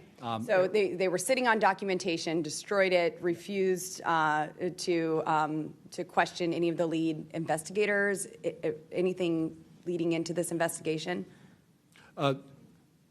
Yeah, basically they destroyed all the police records. So you couldn't even call the Air Force and ask them if there was a vehicle accident in that time frame. So that's a big problem. We're losing data in real time. So we'll never be able to go back and track. I think our federal government has a history of destroying records. Thank you very much, Mr. Nusatelli. Dr. Borland, as a geospatial intelligence officer, have you seen classified data indicating UAPs operate in restricted U.S. airspace, and has that information been withheld from Congress? I have not in U.S. airspace. That is intelligence oversight, so I did not have domestic authorities. After filing your Inspector General complaint over retaliation inside the Pentagon's UAP office, did you receive any kind of protection or just more retaliation? Within the IG or ARO, ma'am? Either. ARO, they went after the staff member and classified everything, shut that down. The IG, to this day, I don't even know if my complaint's active. I know my attorney that represented me was very, very, very concerned. And the best of my understanding, I was determined credible, not urgent. And do you think that experience would suggest that the internal UAP investigations may be compromised? Possibly. I mean, it's so hard because this goes back to people doing the job they're told to do, and very few people are going to want to give up their careers, 20, 30-year pension, get rid of their kids' health care, get rid of their house. It's possible, yes. Yes. Thank you very much, Dr. Borland. Mr. Spielberger, do national security whistleblowers currently have any external appeals processes to challenge retaliation, or are they just stuck relying on the same agencies that they're accusing? Congresswoman, this is one of the biggest concerns that we at POGO have, basically around the independence of investigations and accountability for retaliation. Basically, yes, national security whistleblowers have to rely on internal administrative processes that go through agency inspector generals. There are some differentiations, but the bottom line is that they are forced to rely on protection from the same agencies and people who they are alleging retaliated against them. Yes, well, I thank you all for your bravery. We are out of time here. Thank you so much for coming forward, and we will do everything that we can to ensure that you are all protected. Thank you for trying to bring truth and transparency to the American people. Madam Chair, I yield. I now recognize Mr. Burleson for about 5 minutes.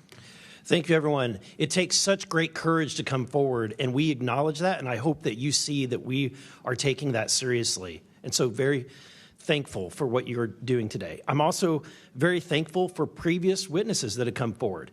I see Matthew Brown in the audience. He courageously stepped forward and was as a witness.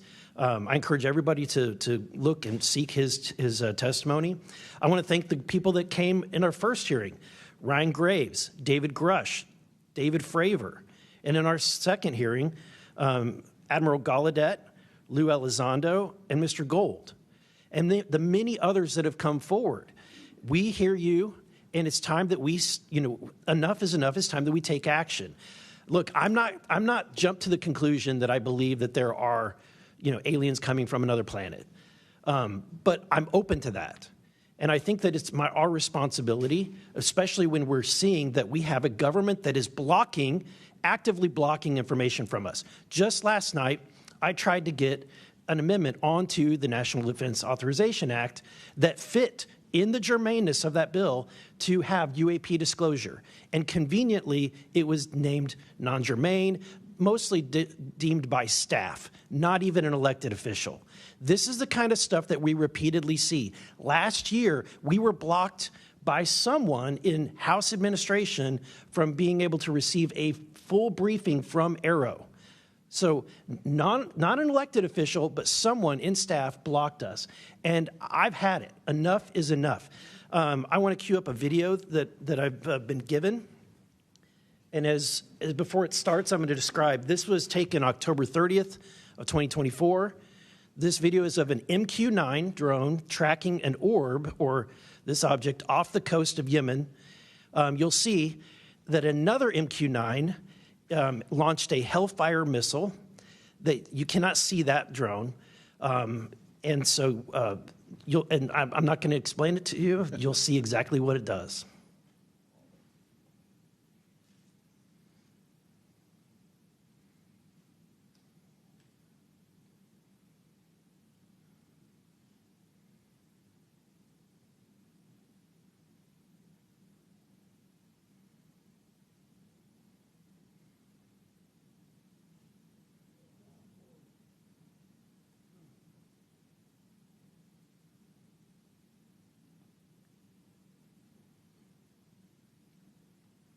This is when it zoomed out, so you can still see it traveling.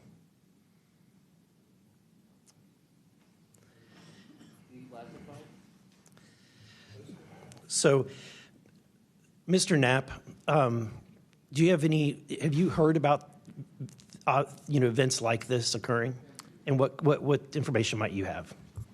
I have heard about events like this. I have heard about this event. Jeremy Corbell and I talked about it in one of our episodes a while back. We did not have the video, though.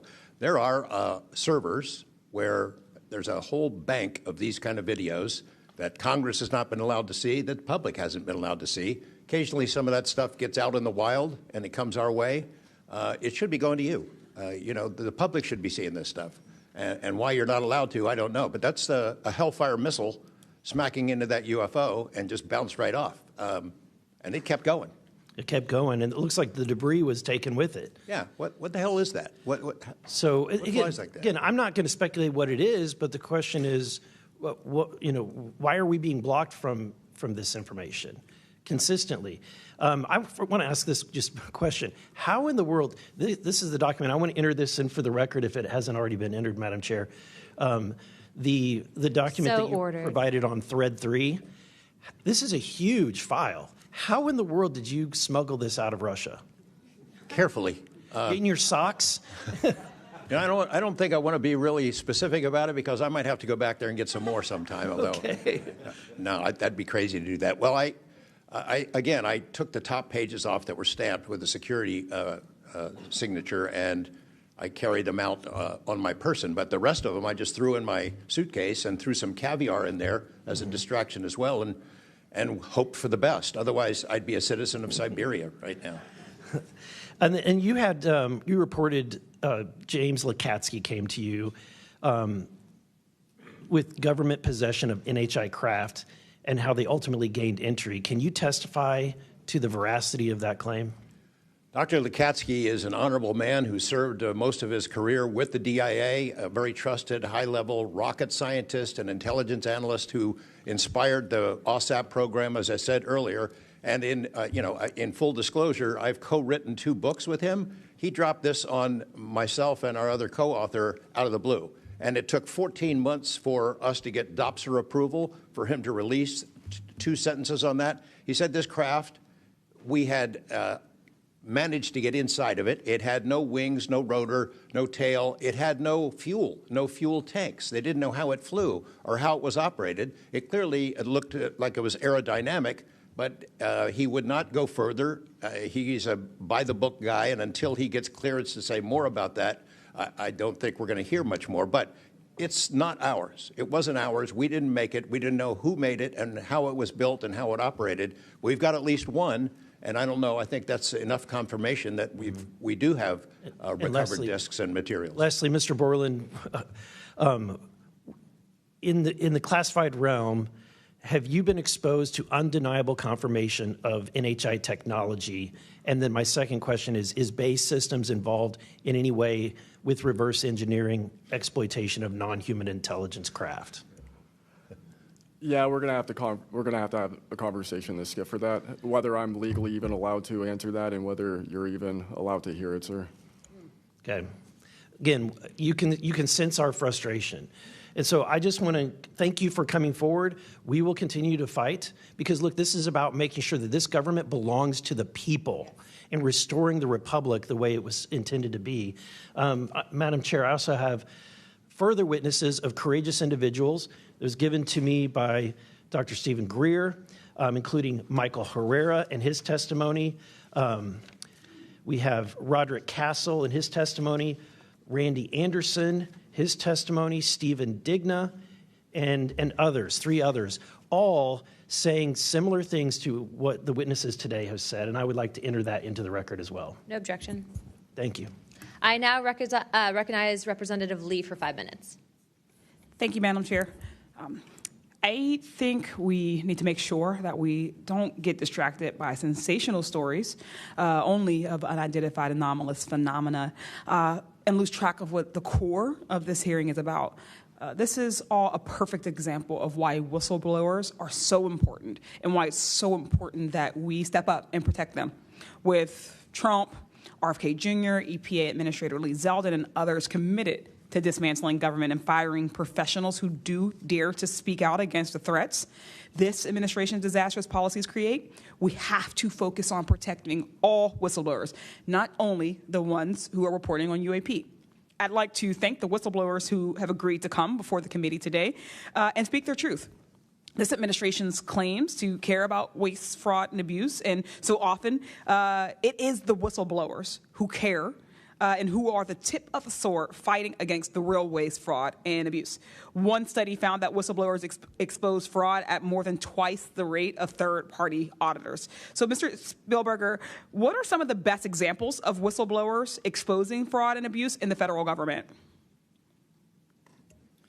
Thank you, Congresswoman. Again, whistleblowers have played such a vital role across so many different issues. One prominent example goes back to the 2014 VA waitlist scandal. POGO actually played a very instrumental role coordinating with Iraq and Afghanistan Veterans of America.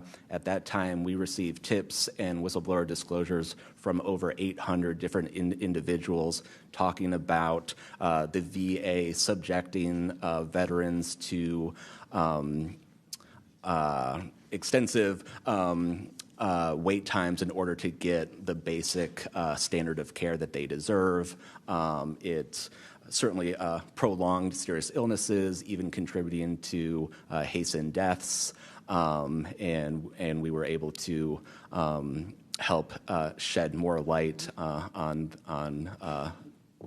issue, which I think just emphasizes the importance, even outside of the national security context. We are often still talking about serious issues and even life and death concerns. And unfortunately, whistleblowing can lead to serious repercussions and retaliation, especially in this vindictive and lawless administration. Mr. Spielberger, in the past, what kinds of retaliation have they faced, and what are we seeing today under the Trump administration? So we've certainly heard about a number of different examples of retaliation. One that I'd like to highlight that Mr. Borland referenced previously is retaliation through abuse of the security clearance process. That can have grave implications not just for a whistleblower, but also their ability to seek legal counsel and defend themselves against retaliation. And when we look at the past several months of this administration, unfortunately, we've seen a really systematic approach toward dismantling the nonpartisan civil service. We've seen the mass firings. We've seen undermining of independent agency watchdogs, mass firings of inspectors general, undermining the Office of Special Counsel, the Merit Systems Protection Board. Again, these entities that are meant to be independent and play a critical role in investigating whistleblower disclosures and ensuring that their rights are protected. Yeah. Thank you. In 1989, Congress passed the Whistleblower Protection Act and then broadened it again in 2012 to ensure that federal workers could feel free to come forward to their elected officials. And it's a good thing we did, because whistleblowers have played a more important role than ever since Trump has taken office. It was thanks to a whistleblower that we learned that DOJ allegedly put every single American's personal security information at risk by bypassing safeguards and copying all this data to an unsecure server. I ask unanimous consent to enter into the record a New York Times article titled, quote, "DOJ put critical Social Security data at risk," whistleblower says. Good to go. Thanks. We've had whistleblowers at the National Labor Relations Board reveal that DOJ minions may have shipped case files outside of the agency, possibly to help then co-president Elon Musk continue to exploit his workers. And last week, whistleblowers at the National Institute of Health came forward to say that RFK Jr.'s vaccine misinformation campaign had pervaded even the highest levels of the agency. Typically, whistleblowers have an inspector general they can rely on to investigate their claims and register issues with agency leadership. But President Trump has fired or demoted over 20 inspectors general. If I may ask one more question, Mr. Spielberger, can you explain how eroding the independence and capabilities of inspectors general further endanger these whistleblowers? Absolutely. So again, whistleblowers already face incredibly great challenges in coming forward under normal circumstances. And when we erode these entities that are expected and required to enforce whistleblower protections, fairly investigate their disclosures, it calls into question the integrity of their investigations and findings, whether they'll take whistleblowers seriously when they come forward, and whether we can trust that they will use their authority to enforce the protections of whistleblowers who do come forward, essentially whether they will continue in their role as an independent watchdog or basically become a lapdog for a current or future president. Thank you. And I will take no more liberties. I yield back. Thank you. I now recognize Mr. Crane for 5 minutes. Thank you, Ms. Chairwoman, for holding this hearing. Thank you to the witnesses for appearing. In the effort of transparency here, I got to admit to the witnesses that, growing up, I really never believed in UFOs or any of this stuff. I always thought it was a little kooky and whatnot. But, after hearing, your testimony from honorable service members, watching videos like my colleague, Mr. Burleson, just presented, I got to admit, I've become a believer. Not that I know where these things come from or, what they really are up to, but I'd like to start with asking the witnesses. Mr. Nusatelli, you were in the Air Force, right? Yes. Did you believe in UFOs prior to your encounter? I've always been interested. Okay. Yes. Chief Wiggins, you're currently in the Navy, is that correct? Correct. Did you believe in UFOs before your encounter? I did. I'm from Las Vegas, and I've watched George Knapp my whole life. Okay. What about you, Mr. Borland? I have always been open to where facts go, so.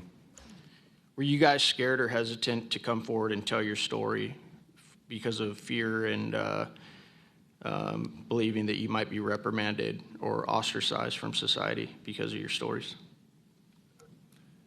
Mr. Tiller? Yes, absolutely. I probably would not have come forward if I didn't have documentation to prove some of my story, and I also wouldn't have come forward without the people that paved the way for us in the first congressional hearing. So, Chief, what about you? Once I got the okay from the Navy from top down, that gave me a level of relief. Prior to that, I didn't have any thought left or right of that, but thank the Navy to give me the go-ahead, and that gave me the relief that I would not have any level of reprisal or anything happen to me. Mr. Borland, how about you? Absolutely. I mean, after I went through everything, it was pretty clear that I caused a major issue in the executive branch, so I did what I was supposed to do, and that's why I haven't spoken publicly. That's why I'm happy to be here. This is how I wanted this to be done in regards to me. Mr. Borland, why do you think that you faced reprimand and discipline for your effort to come forward and be transparent about what you saw? About what I saw is the reason why I got into what I know and has been disclosed to Aero and the IG. And I think that information, well, it was labeled an extremely sensitive national security issue. Thank you.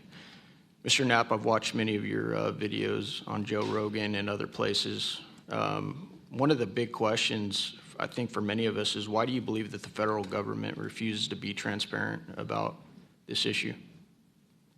I think there's probably multiple reasons. At the start, when these things first started invading our skies in large numbers, we were scared. It was right after World War II, and we didn't know what they were, and they didn't want to panic the public, and that was probably a good call. Over time, I think the lying sort of became institutionalized, Flights over Washington, D.C. in 1952, they're seen, they're captured on radar, jets are chased after these objects, and then we get an explanation it was a temperature inversion. And those kind of lies have been told for a long time. What was told to me by an investigator from Congress, a guy named Richard D'Amato, who was sent after this story by Robert Byrd and Harry Reid, he came out to Nevada, tried to get into Area 51, did get in there, looked around, talked to people, trying to get to the bottom of it. He believed that this program, reverse engineering, et cetera, was inside, had been moved inside these corporations. And he said, when this comes out, people are going to go to prison. And he meant people who were basically misusing legitimate national security funds, tens of billions of dollars, in order to keep this cover-up going. I also believe there's a legitimate reason for the cover-up in that there is undeniable connection of national security involved in this technology. If we are racing for it to master that technology against the Russians and the Chinese, which is what I have been told by Senator Reid and many others, then it is a race that's critical to our survival. There could be a form of disclosure, I think. Yes, it's real. It's from somewhere else without revealing all the details that would allow someone else to have an advantage in the race for this technology. Thank you. Finally, I'd like to enter into the testimony a letter I sent to the DoD regarding the case of Major David Charles Grush, a UAP whistleblower who's been extremely helpful to this committee. Unfortunately, due to his participation in the disclosure of UAP, he suffered reprisal like the removal of his clearance, denial of promotion, and loss of medical retirement. I wrote the DoD on July 24th, 2025, on behalf of Major Grush, and I'm still waiting for a reply. I appreciate any help the committee can offer to get a response. Thank you. I yield back. Without objection, we'll be following up with the DoD after this hearing. Thank you, Representative Crane. I'd next like to recognize Representative Gill for 5 minutes. Thank you, Chairwoman Luna, for holding this hearing, and I'd like to yield a minute of my time to you. Perfect. My first question is to Mr. Knapp. Mr. Knapp, how do we know that the files that you obtained from the former Soviet government are not BS and just given to you as a disinformation campaign against the U.S. government? Yeah, it's a good question. So I shared some of them with the Senate Intelligence Committee when I first got back because that was requested by the Russians who shared some of that information with me. Secondly, I gave all of that material to the DIA through BASS, the OSAP program. Sorry for the acronyms. Can you name names real quick? Sorry. At BASS or OSAP? Who did you give them to directly? I gave them to Robert Bigelow and to Jim Lukatsky. And they they hired a whole team to go through them and retranslate them and analyze it, and they created a structure of how the UFO programs in the USSR and Russia were put together. They said they were real. The other person who said they were real is David Grush. Noted. Thank you. Representative Gill. Yep. And thank you. I'd like to yield the remainder of my time to Eric Burleson. Thank you, Representative Gill. Mr. Wiggins, Chief Wiggins, in your view, what mechanisms, such as internal protocols, witness debriefings, or cross-agency documentation, should be better established in order to ensure that such a credible sighting like the one that you have given are preserved and made available to oversight bodies like this? Thank you, sir. As a active duty Navy member, our mission is to carry out the ship's mission or the command's mission, and we, on a general basis, don't have knowledge of what to do when we see things like this. We just don't. We're there to do our mission and do what's told of us, right? So I think what would be important is giving active duty members a clear way of being able to report things like this to where it gets to this point, and ensuring that we have a standard level of understanding that there wouldn't be any level of reprisal or anything happening. Because, I've been in the Navy for almost 24 years, but what about the sailors that have been in for 2 years that experience things like this? They're not going to have the knowledge, or they'll probably be a little bit more fearful to speak up, being it that their career is just starting. Yeah, I want to commend you. You're the first witness to come forward that is currently serving, and it's recognized. And so I thank you. And your testimony is unbelievable. Let me ask this question. Are you familiar with the Witness Protection Act that Representative Burchett has filed? I'm not too familiar, sir. Anyone on the committee familiar with it? It's fantastic. It's the language that we need. It's language that will protect whistleblowers from any kind of reprisal, and yet it's again and again blocked by this body in some way. Many a times it's being blocked not by elected officials but by staff behind the scenes. And the other bill, the UAP Disclosure Act, which was filed last year, Senator Schumer, who I cannot believe that there's a topic that he and I agree on, but he and I agree on this topic. He has sponsored it in the Senate. He put it on the National Defense Authorization Act last year. Remarkably, I can't get it it was stripped out by the House last year, and I can't get it onto the bill leaving the House this year. Mr. Knapp, how far would that bill go to actually getting the answers that we need? Pretty far. I think that they're still going to have roadblocks. The keepers of the secrets, the private companies that have been doing this job for intelligence agencies for a long time, are not going to cough it up. You'd have to force it out of them. And whether you can get them to admit that they have it or not, they're supposed to lie about it. They've been lying about it. More power to you. I hope it works. I hope it passes this time. But it's a daunting challenge to get them to open up after lying about it for more than 75 years. Yeah. And then finally, Mr. Borland, when you engaged with Arrow in 2023, you noted that their public statements did not match the reality that you and others had witnessed. In your assessment, what were the key limitations of Arrow? I would put it to you this way. The statement Arrow has made is scientific evidence of extraterrestrials. Scientific evidence requires a scientific control. Extraterrestrial is an entity on another planet. The only way to scientifically prove extraterrestrial is we have to go to that planet, acquire technology, bring it back, and compare it to what we have here. So you're saying they won't let anything out or they won't come forward unless they confirm that unless they go to the planet and confirm where its origin is? That would be scientific evidence, yes. And by that statement, Arrow found no scientific evidence of extraterrestrials is basically, I don't want to call it a psyop, but a misrepresentation, because we do have things. But making that statement is not technically a lie. It's a misrepresentation of the full truth. Thank you. Madam Chair, may I, just since we're on that topic real quick, how do we get to these other planets? How do we pass the Van Allen radiation belt safely? Good question for you. I cannot answer that for you. I would now like to recognize Mr. Perry for 5 minutes. Thanks, Madam Chair. I think I'll start with maybe Mr. Borland. So you have a clearance, right? You're in uniform, you have a clearance. When did you leave service? What year? I left in 2013, February 2013. Who was the president, if you recall? 2013 would have been President Obama, sir. Wasn't President Trump, right? No, sir. Okay, so you have a clearance, right? You're serving in uniform, you have a clearance. Yes, Your sir. story, I think many of us are kind of picturing the scene. You walk out in the flight line, having a smoke, this event occurs.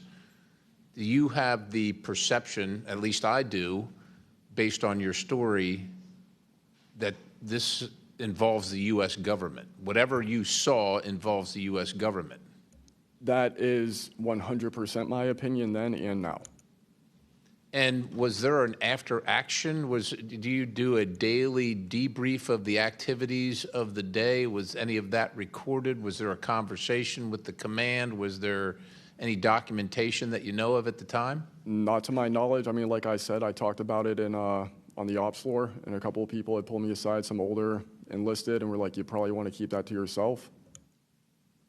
So did you get the impression that they knew what you were talking about, just didn't want you to harm your career or seem crazy, or that they didn't really witness? Did you know anybody else that witnessed what you saw? Again, not that night. Like I said, the only people that would have been out there would have been security forces, and then those of us that were doing ops. Security forces in uniform or contract? Probably both. Did you talk to them? Did anybody talk to them in an after action? Not to my knowledge, sir. Was there any interest in the command to determine and verify what you saw?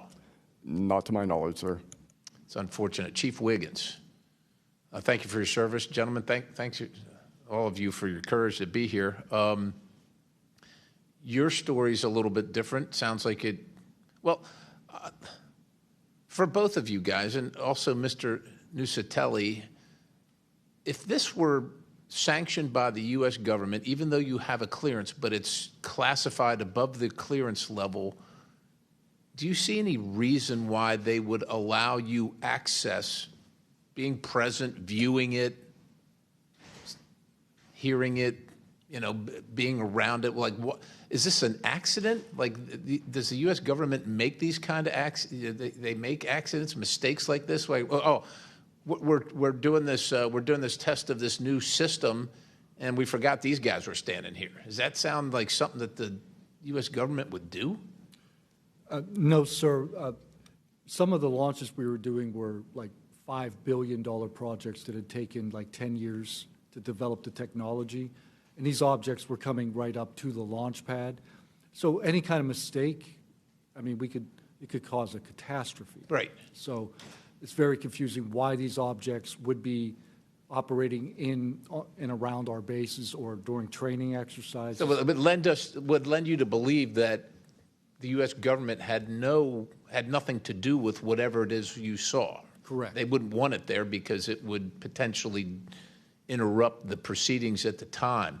Was there an after action? Was there a discussion by your command? Was there an investigation? It's pretty significant activities that you were involved in. Was there an investigation that you know of? We conducted investigations in real time, right? And we document all the evidence. But as far as anything from higher up, I don't know if there was an investigation done. No information came down on what we should do. Were you ever interviewed at someone else's request? About that incident? Yeah, about the incident. I don't believe so. Do you think you find that odd? If something happens, you're around multi-million, maybe billion-dollar operations and launches of national security interests, very sensitive. There's an anomaly in the operation. The only person witnessed it, saw a UAP at Vandenberg at that time frame, that was interviewed was the one that witnessed the thing land. Why wouldn't, well, I don't know why I'm asking you, but it seems to me that we would want to interview everybody associated, even not associated, to find out if they were associated. Chief Wiggins, how about you?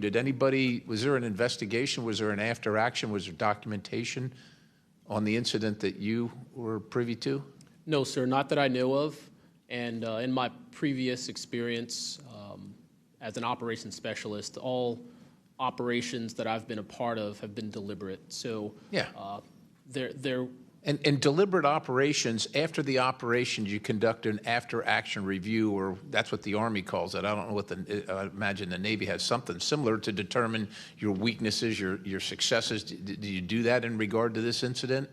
No, sir. The Navy calls it after-action reports, and not to my knowledge was there an after-action report of this incident, sir. It's unfortunate. Thank you, Chair. I yield. I now recognize Mr. Biggs for 5 minutes. Thank you, Madam Chair. Thank you to the witnesses for being here today.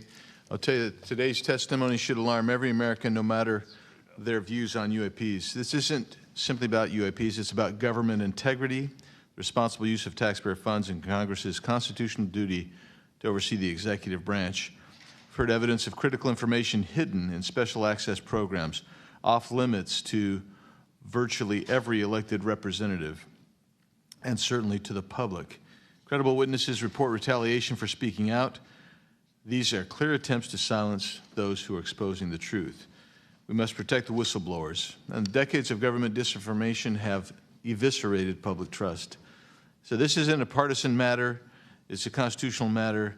And when you talk about the VAs, Mr. Spielberger, and all the problems that they had, the hub of that was Phoenix. And they went after the whistleblowers there. And that was under the Obama administration. So it doesn't matter which administration, which party, both parties have got to come clean, particularly on this. So if the government thinks it can hide the truth and punish those who speak out, Congress has to keep pushing until the facts, whatever they are, wherever they lead, come to light. I'm going to go to you, Mr. Knapp, first. You've interviewed numerous UAP whistleblowers over the years. Question is, how do you verify their claims before deciding they're credible enough to report on? A combination of factors. First, you check their credentials. Did they really serve where they said they did, and did they work where they said they did? Are there any other witnesses? Is there visual proof, film, footage, things of that sort? You ask the people around them that know them, that used to work with them, if they're credible people. That's one way. You know, I think about ARROW, the organization that this body created to deal with witnesses and whistleblowers. I hope I'm not taking too much of your time here, but they invited people to come forward, service members who knew, saw things and had experiences. And I can tell you that the people that I have talked to who went through that are deeply disappointed. There was a guy named Bob Jacobs who was a lieutenant attached to Vandenberg in 1964. His unit would record missile tests. They recorded all of them. On one of these particular tests, a UFO comes out of nowhere, zaps what looks like a laser beam at what would have been a nuclear dummy, a nuclear weapon, and disabled it. And he is called into the commander's office.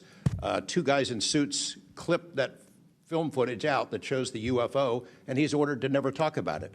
He comes forward to ARROW. He heeds the call, thinking he's doing his duty as an American to tell that story, and they completely dismissed him. They made up a story that they had tracked down the original footage, and there was nothing like that in it. Well, there was no original footage. It had been taken away the day the footage was recorded. He's deeply disappointed. People like Bob Salas, who had worked at a nuclear ICBM base, who saw UFOs flying over the base, and these missile silos were taken down. He went to ARROW, too, and was completely disregarded. It almost looks like ARROW operated as a counterintelligence operation to get people to come in, tell their stories, and then discredit all of them. I can't imagine that any whistleblower or witness will ever go to ARROW again because of what happened under the first director, who's now long gone, but still seems to act as the spokesperson for that organization. And I would say, Madam Chair, maybe at some point we need to really dig deep into ARROW, and I would encourage us. Oh, I'd be happy to send maybe a subpoena to Mr. Kilpatrick. There you go. Mr. Nucatelli, you've testified that official Air Force records of the Red Square incident are now held by ARROW and the FBI.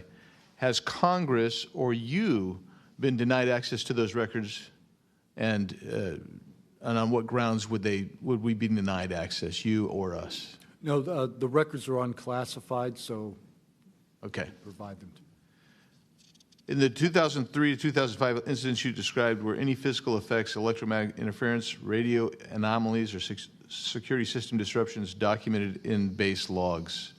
or any reports, official reports? Not to my knowledge, no. Mr. Wiggins, has the full resolution unedited footage of your incident been provided to Congress?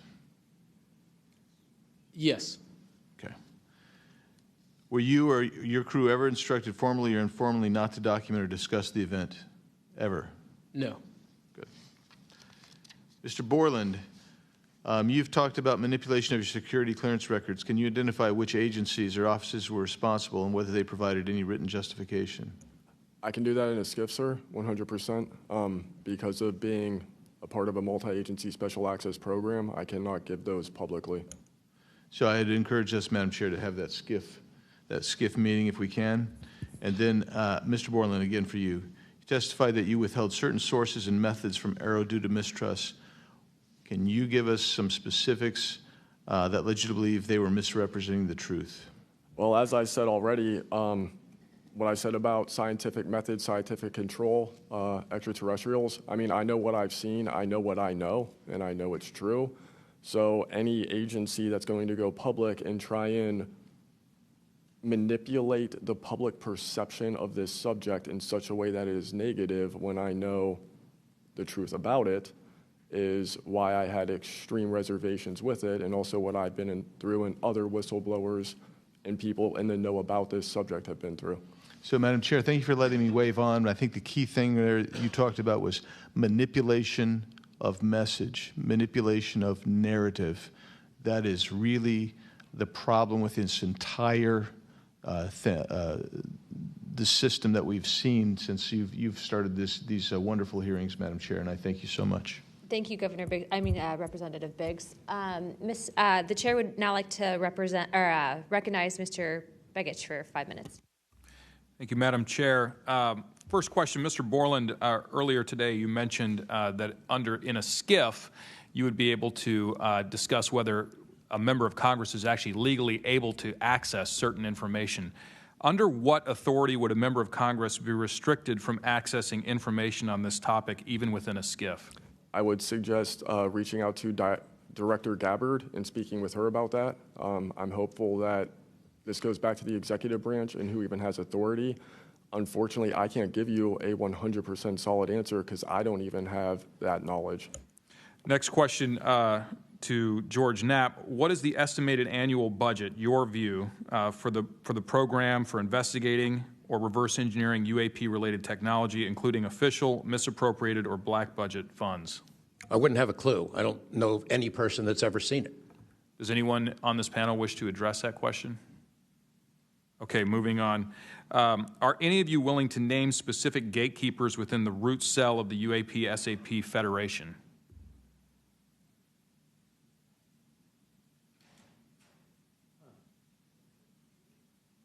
You mean specific people and contractors that have dealt with us and kept the secret? Specific individuals.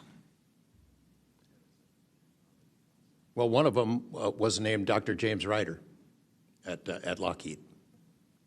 But, you know, again, to emphasize, I don't fault these contractors for doing what they were asked to do by our government. They're supposed to lie if people ask about it. And the intelligence agencies who gave this stuff to them, CIA, I think primarily, told them to keep it quiet, and they've done that. And I suspect that they'd like an off-ramp, that they'd like some help with figuring out this technology at some point. And this is, again, available to anyone, is there a security classification guide for UAP or NHI?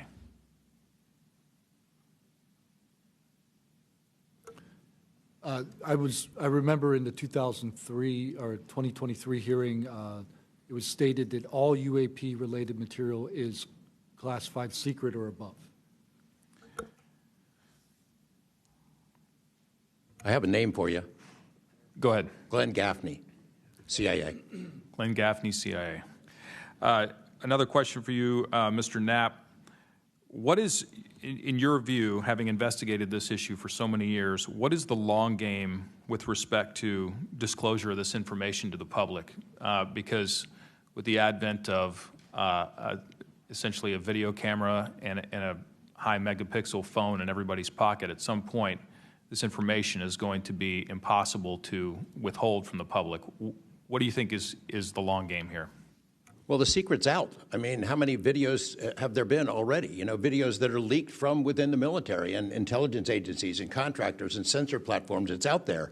But they have the high ground. The people that don't want us to take it seriously dismiss it, discredit the witnesses, come up with a cover story. I mean, it's been out there a long time. The public senses that it's real, and the people in authority dismiss them. It's a game that's been going on a long time, and I don't think they're ever going to release it. I think that there's an attitude among the people that have been involved in this for a long time that the public doesn't deserve to know, and that the public probably can't handle it, but they can. Final question, again, this one's open to anyone who'd like to answer it. Describe your understanding of the org chart or lines of control within the executive branch with respect to these topics.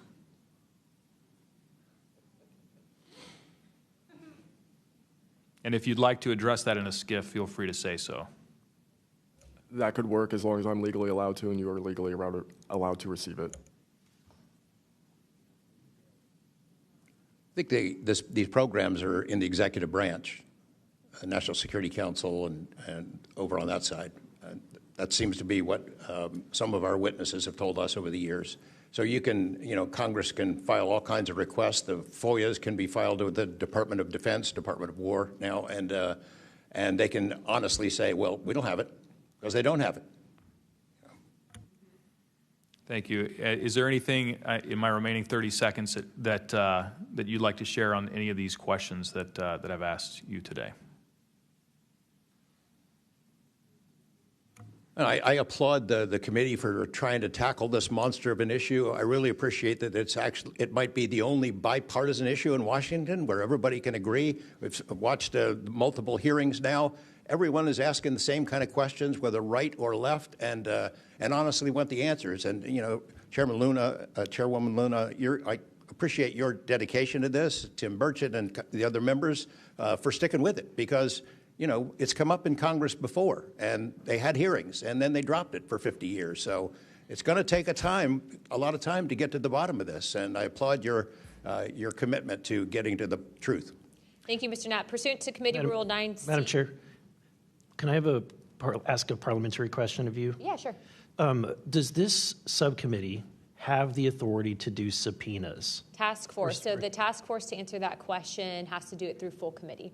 Okay. So, and also in regards to immunity, which to Mr. Borland's point, we are going to be doing a motion to ask for immunity for you and a few other people to come into a skiff and tell us what you know without being subject to the Espionage Act, et cetera. Thank you, ma'am. So that's just kind of an update. But as a task force, because we are not a full subcommittee and there are certain authorities that haven't been granted to us, probably because they don't want us to have it. But there are ways to work around it, so we're kind of figuring that out. Pursuant to Committee Rule 9C, the majority and minority will have an additional 30 minutes each to ask questions of the witnesses without objection. So ordered. With that being said, if you guys want to jump in the queue, I know Representative Crane, Burleson, and likely Burchett have a few more questions. I'll just start out with two, and then I'll pass the buck to Burleson. Burchett, do you have anything? Yeah. Burchett and then Crane.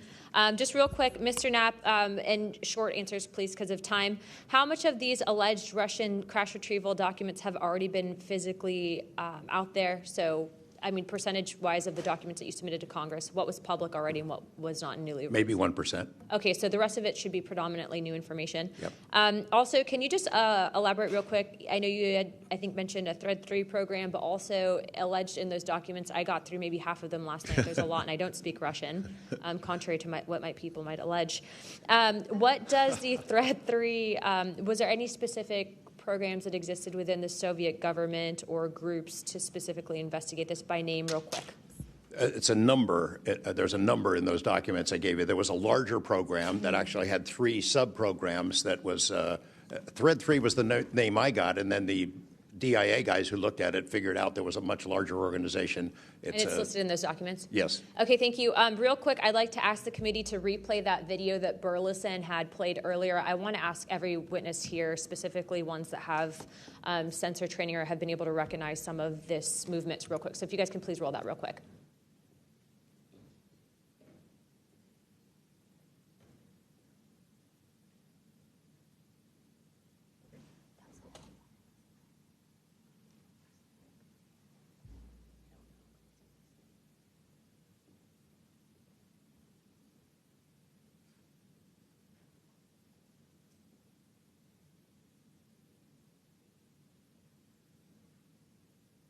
Okay, while this is still rolling, Mr. Nusatelli, real quick yes or no answers. Are you aware of anything in the government, United States government arsenal that can split a Hellfire missile like this? No. And do whatever blob thing it did and then keep going? Nothing? Nothing. All right, how about you, Chief Wiggins?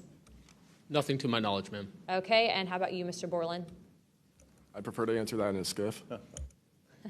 Okay, does this video scare you guys? Yes or no? Yes. Wiggins? Yes. Nat? I had a different reaction. I was really happy that it got out. Thanks for providing Curiosity that, kills the Congressman. cat. All right, Mr. Borland? Yes, for Okay. All right, that is the end of my questioning. I'd like to now recognize Mr. Crane. Thank you. Chief, I was on a ship for a little bit. I was a gunner's mate on the USS Gettysburg for a couple years. My question to you is, when you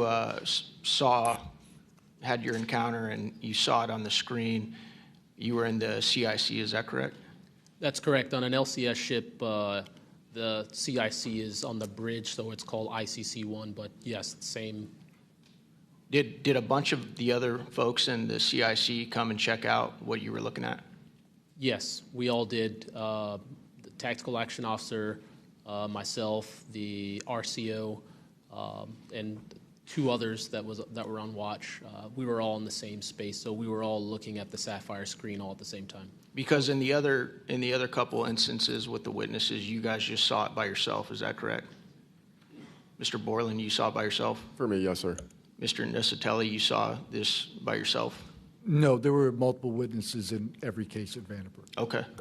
So, Chief, did that spread like wildfire throughout the ship in the next day or two, what you guys had seen? No, sir. It didn't spread throughout the ship, but it spread throughout ICC-1 conversation. As you do your turnover, we talk about it. But it didn't go further than just the watchstanders that stood watch on the bridge and in ICC-1. So it did move around there throughout a few days. I'm kind of surprised. Stuff usually spreads around the ship pretty fast. Why do you think the rest of your fellow sailors on the boat didn't hear about it? Potentially uninterest, possibly, with engineers or combat systems like yourself, don't make their way up to the bridge enough to get within sight of the circle of talk about the incident. Was it hard for you to get permission from the Navy to bring that video? I myself didn't bring the video. I just saw the video. When I saw the video, I got in touch with Admiral Gallaudet. That's how I wind up knowing about the video itself when I first talked to the Admiral. And you can hear my voice at the back end of the video, and I was like, hey, that's my voice, and I wanted to talk about it. How long did that encounter take place, Chief? So the encounter itself, from the time I recognized on my radar to the time after the video ends, was probably about 5 to 7 minutes. What speed was the object moving at? When I first witnessed off the port bridge wing the object moving out of the water, what I thought was originally just a light on the water, something on the horizon, and surfacing and going into the air, I then knew it was an air contact. But as an air controller myself, I started thinking and going through kind of like my checklist in my mind. Could it be a helo? But it's not blinking lights. So I then realized this is something I've never seen before. So the speed itself, just going from the horizon to about maybe 3,000 to 4,000 feet in the air, was very slow, slowly rising. And then it sped up.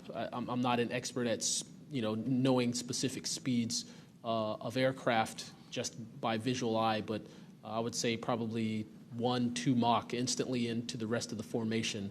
I didn't notice visually with my own eyes the other 3 objects until I went back to my radar and also utilized Sapphire to see that, in fact, there were 4 total. And then again, when they all left after a certain amount of time, it was nearly instantaneous. So you spotted it visually first, Chief, and then went back to your radar, or did you guys spot it on radar first? Radar first, because that was my watch station. And then you went out to the port bridge wing, is that correct? Correct, to verify what I saw on my radar. What range was it at, Chief, when you were able to see it visibly? I would say about 7 nautical miles, 7 to 8 nautical miles of a light from the ship. Wow. Thank you. I yield back. I now recognize Mr. Burleson. Thank you, Madam Chair. Mr. Chief Wiggins, you said that it emerged from the ocean. Is that right? Yes, sir. And before it did, it was glowing. It was a glowing object under the water. That part I couldn't tell because it was nighttime at 1915 approximately, and it was also at a distance. So it's very hard to tell the difference between something on the horizon and something surfacing from the water. My personal thoughts after seeing what I saw is that it did in fact come from the water, but I don't have visual evidence showing exactly, that it did in fact come from the water. But I had to go through my process of elimination and try to figure out, was this a ship on the horizon just showing its lights at night, but to see it surface, then it made me question, okay, where did this come from? If it's flying and it's not a drone or anything like that, where was its origin? Where did it start? Mm-hmm. Mr. Knapp, in your testimony and in this document, you detail an event that happened in Russia where their nuclear missiles were activated, and we were close to a World War III at that time, which is startling to hear. It's also good to know that as we have investigated the JFK files as well, that we're learning that there was a document that was sent between Russia. There was an agreement between Russia and the United States that if they were to see some unidentified objects over sensitive sites, that they would report it to each other. Are you familiar with that document? Yes, I'm also familiar with the rhetoric, public rhetoric between President Reagan and Gorbachev at the time, too, that they traded statements about wouldn't it be something if we were threatened by something from way outside, how we might work together. I know for sure that they had conversations about it, and I know we did reach an agreement to try to lessen the possibility that us detecting a UFO or group of UFOs would not be mistaken for a bunch of Russian missiles. There were exchanges of that sort that went back and forth. Yeah, and I can imagine this is, to me, the validity of this document is underscored by the fact that Russia would not want this to be known. They absolutely would not want to know, the public to know, or the United States to know, that there was a vulnerability in their missile systems. Would you agree? Absolutely. And, and we had many similar incidents at our nuclear weapons facilities here that have all been sort of swept under the rug. But it's pretty scary when you take down 10 missile silos during tense times and you don't have a better explanation for it than it was a special test of security mechanisms or using EMPs, which is a preposterous explanation. Real quick, we're going to cut to Mr. Ogles. He just got back. So we're in a special kind of lightning round, so 5 minutes, and then we'll go back to our line of questioning. Thank you, Madam Chair. At this point, I think it's clear from the hearing that there's advanced technologies that are taking place in our airspace. The question is, and I posed it in one of the previous hearings, is it ours, is it theirs, or is it otherworldly? There may not be a silver bullet at the moment, but when you look back through the hearing and the evidence that's been presented, if you're going to point the American people to one piece of evidence to start their journey on this topic, what would you suggest, sir? One piece of evidence, I would start with this hearing, in the first hearing. There is no evidence. But is there a specific, exactly, but is there a specific evidence or footage or document that you think lends extreme credibility to what we're discussing today? I would say this new video we're seeing today is exceptional evidence that we're dealing with something. With the kinetic? Yes. Mr. Wiggins? Sir, I'd have to say that if just the average person here in America looked at absolutely everything that has come across television, the internet, etc., you can't tell yourself that 100% of what's being recorded is fake or false. You have to, at some point, understand that there's something else out there.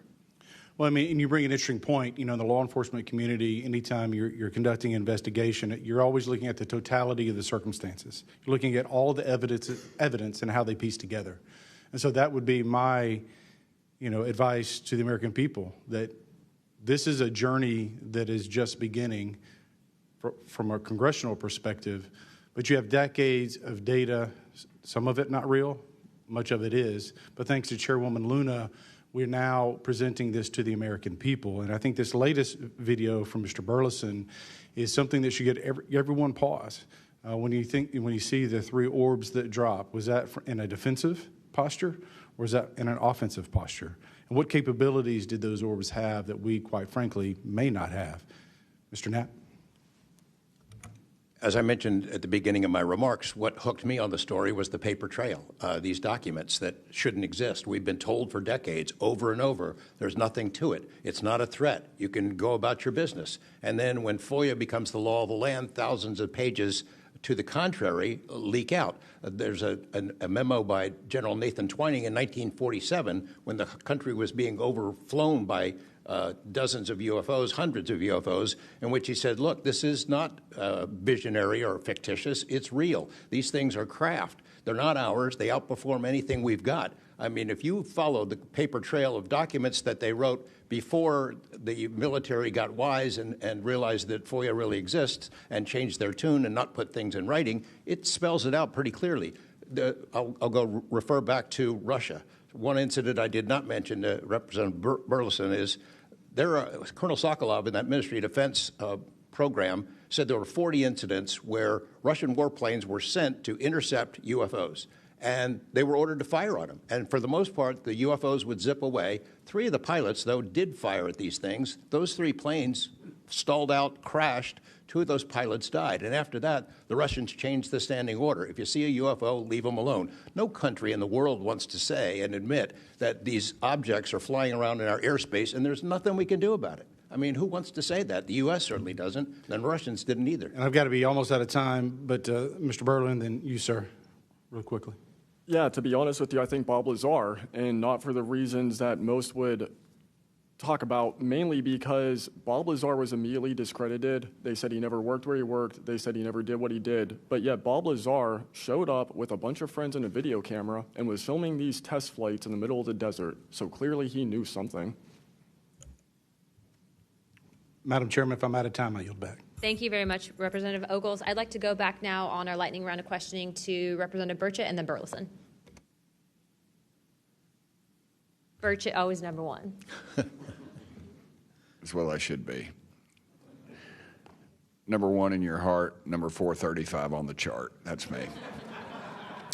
Dylan, knowing you testified to Arrow, are they obfuscating when they claim to have discovered no evidence of extraterrestrial beings, activity, or technology, and are they lying to the American public?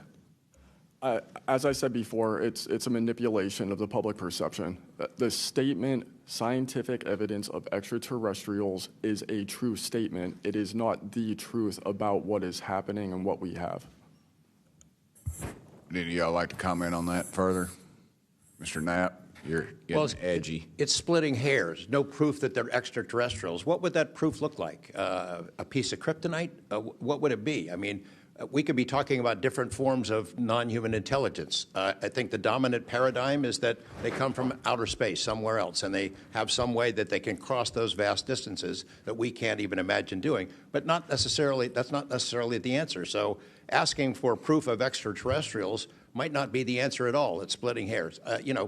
We don't know where they're from. I don't know anyone who knows the answer for sure. They call them aliens just as a placekeeper kind of a word, but no one in all these programs who've studied this stuff for years, people with much bigger brains than mine, knows the answer for sure. I've talked to Navy folks that some of the deep sea areas, they think there might be something there, that they're here, and I don't know when they got here. Another point that needs to be made is every time, we say we're going to back engineer or whatever you want to call it, these craft.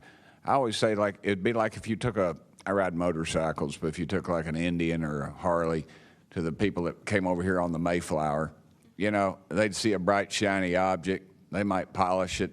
You know, they might get it started. I doubt they could. They couldn't work on it. They couldn't put fuel. They wouldn't be able to have the capability of putting fuel in it. I just think that's, you know, we're scratching at something that we don't have any knowledge of, and that's why it's just taken so dadgum long. But they do know, the first one that cracks that code, it's over. I mean, it's energy, it's power, it's everything. And I worry too that in the wrong hands that they do that, they keep it from the rest of us because they're so invested in whatever energy sources we have here that their billionaire buddies are going to profit, and they can't retool because they know once it's out on the internet, it's over.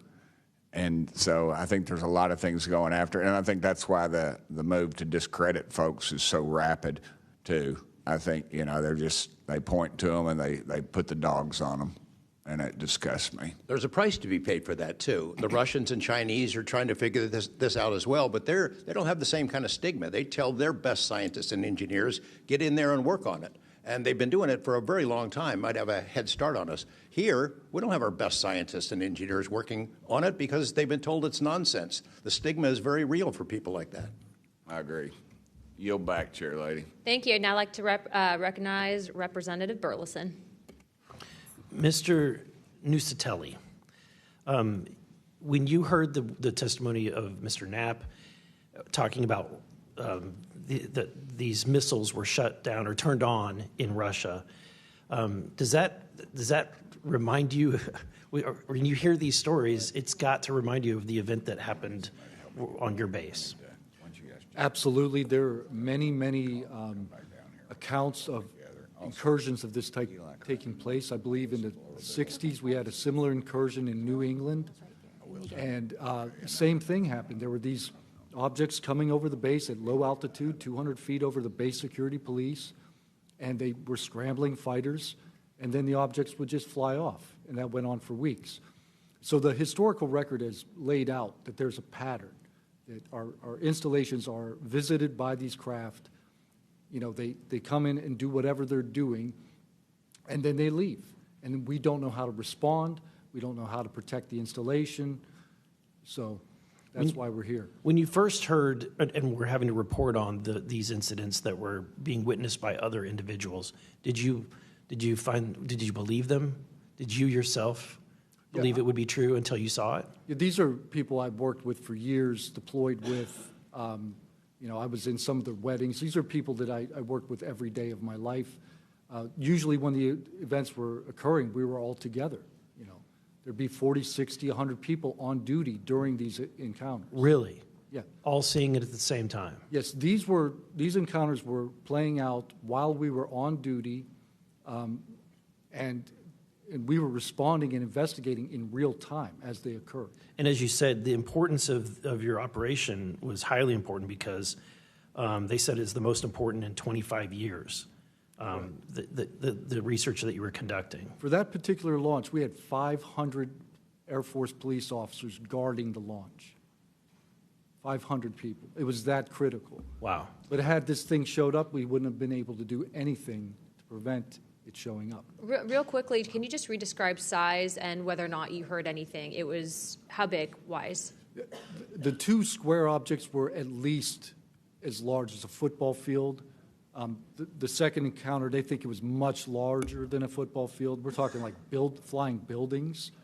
The object I saw was about 30 feet in diameter. And to confirm, you were not the only person that saw this. Correct. I think I was also told that there was also reports of this in a police blotter in the area. Can you confirm that? Yes, that's the documentation that I maintained from the original event and turned into Aero and the FBI. Okay. Do you have any more, Burleson? No, Madam Chair, I just want to reiterate to the American people that if you're frustrated, So are we. We're extremely frustrated. We've been, the 2-3 years. I can only imagine how frustrated Mr. Knapp is or Danny Sheehan is, and the amount of time that you guys have poured into this to try to get answers. I mean, Masson is back there. He's been pouring to try to get answers into this.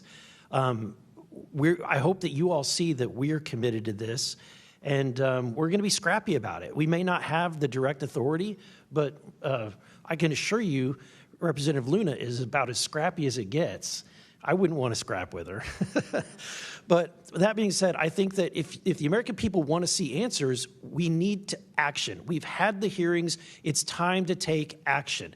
It's time that we pass Tim Burchett's Whistleblower Act. It's time that we pass the UAP Disclosure Act. And I think that we've had a lot of talk about this. It's time for action. Thank you, Burleson.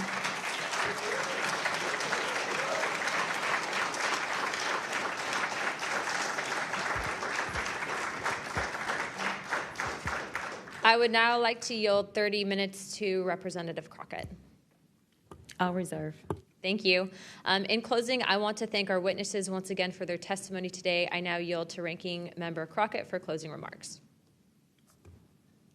I'll pass. No, I just want to say thank you so much to each and every one of you for being here today, for staying committed to this, and for your courage.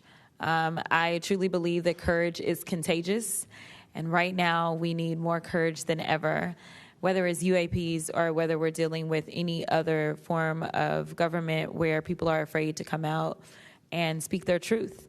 The American people are relying on amazing public servants like you to speak up on their behalf, to be the watchdog, and to make sure that we are as safe as possible. And so thank you so much again for conducting a bipartisan hearing on such an important matter. Thank you. I'd now like to recognize myself for some closing remarks. This is obviously something that doesn't just affect everyone in this room.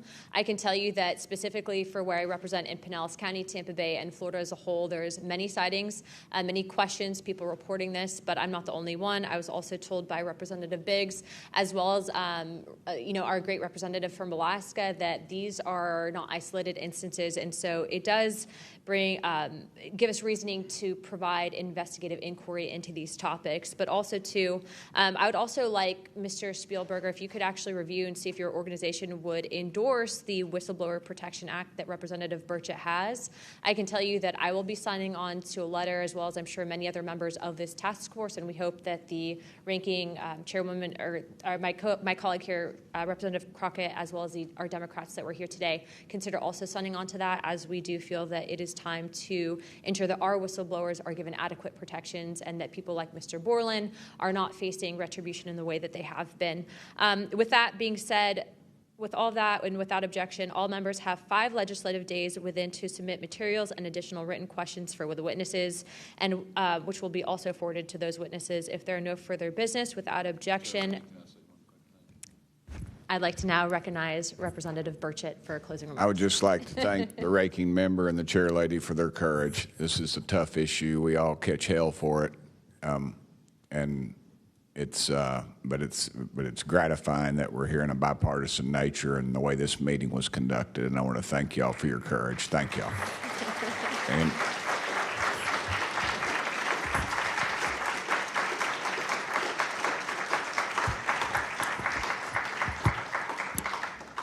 without objection, the task force stands adjourned.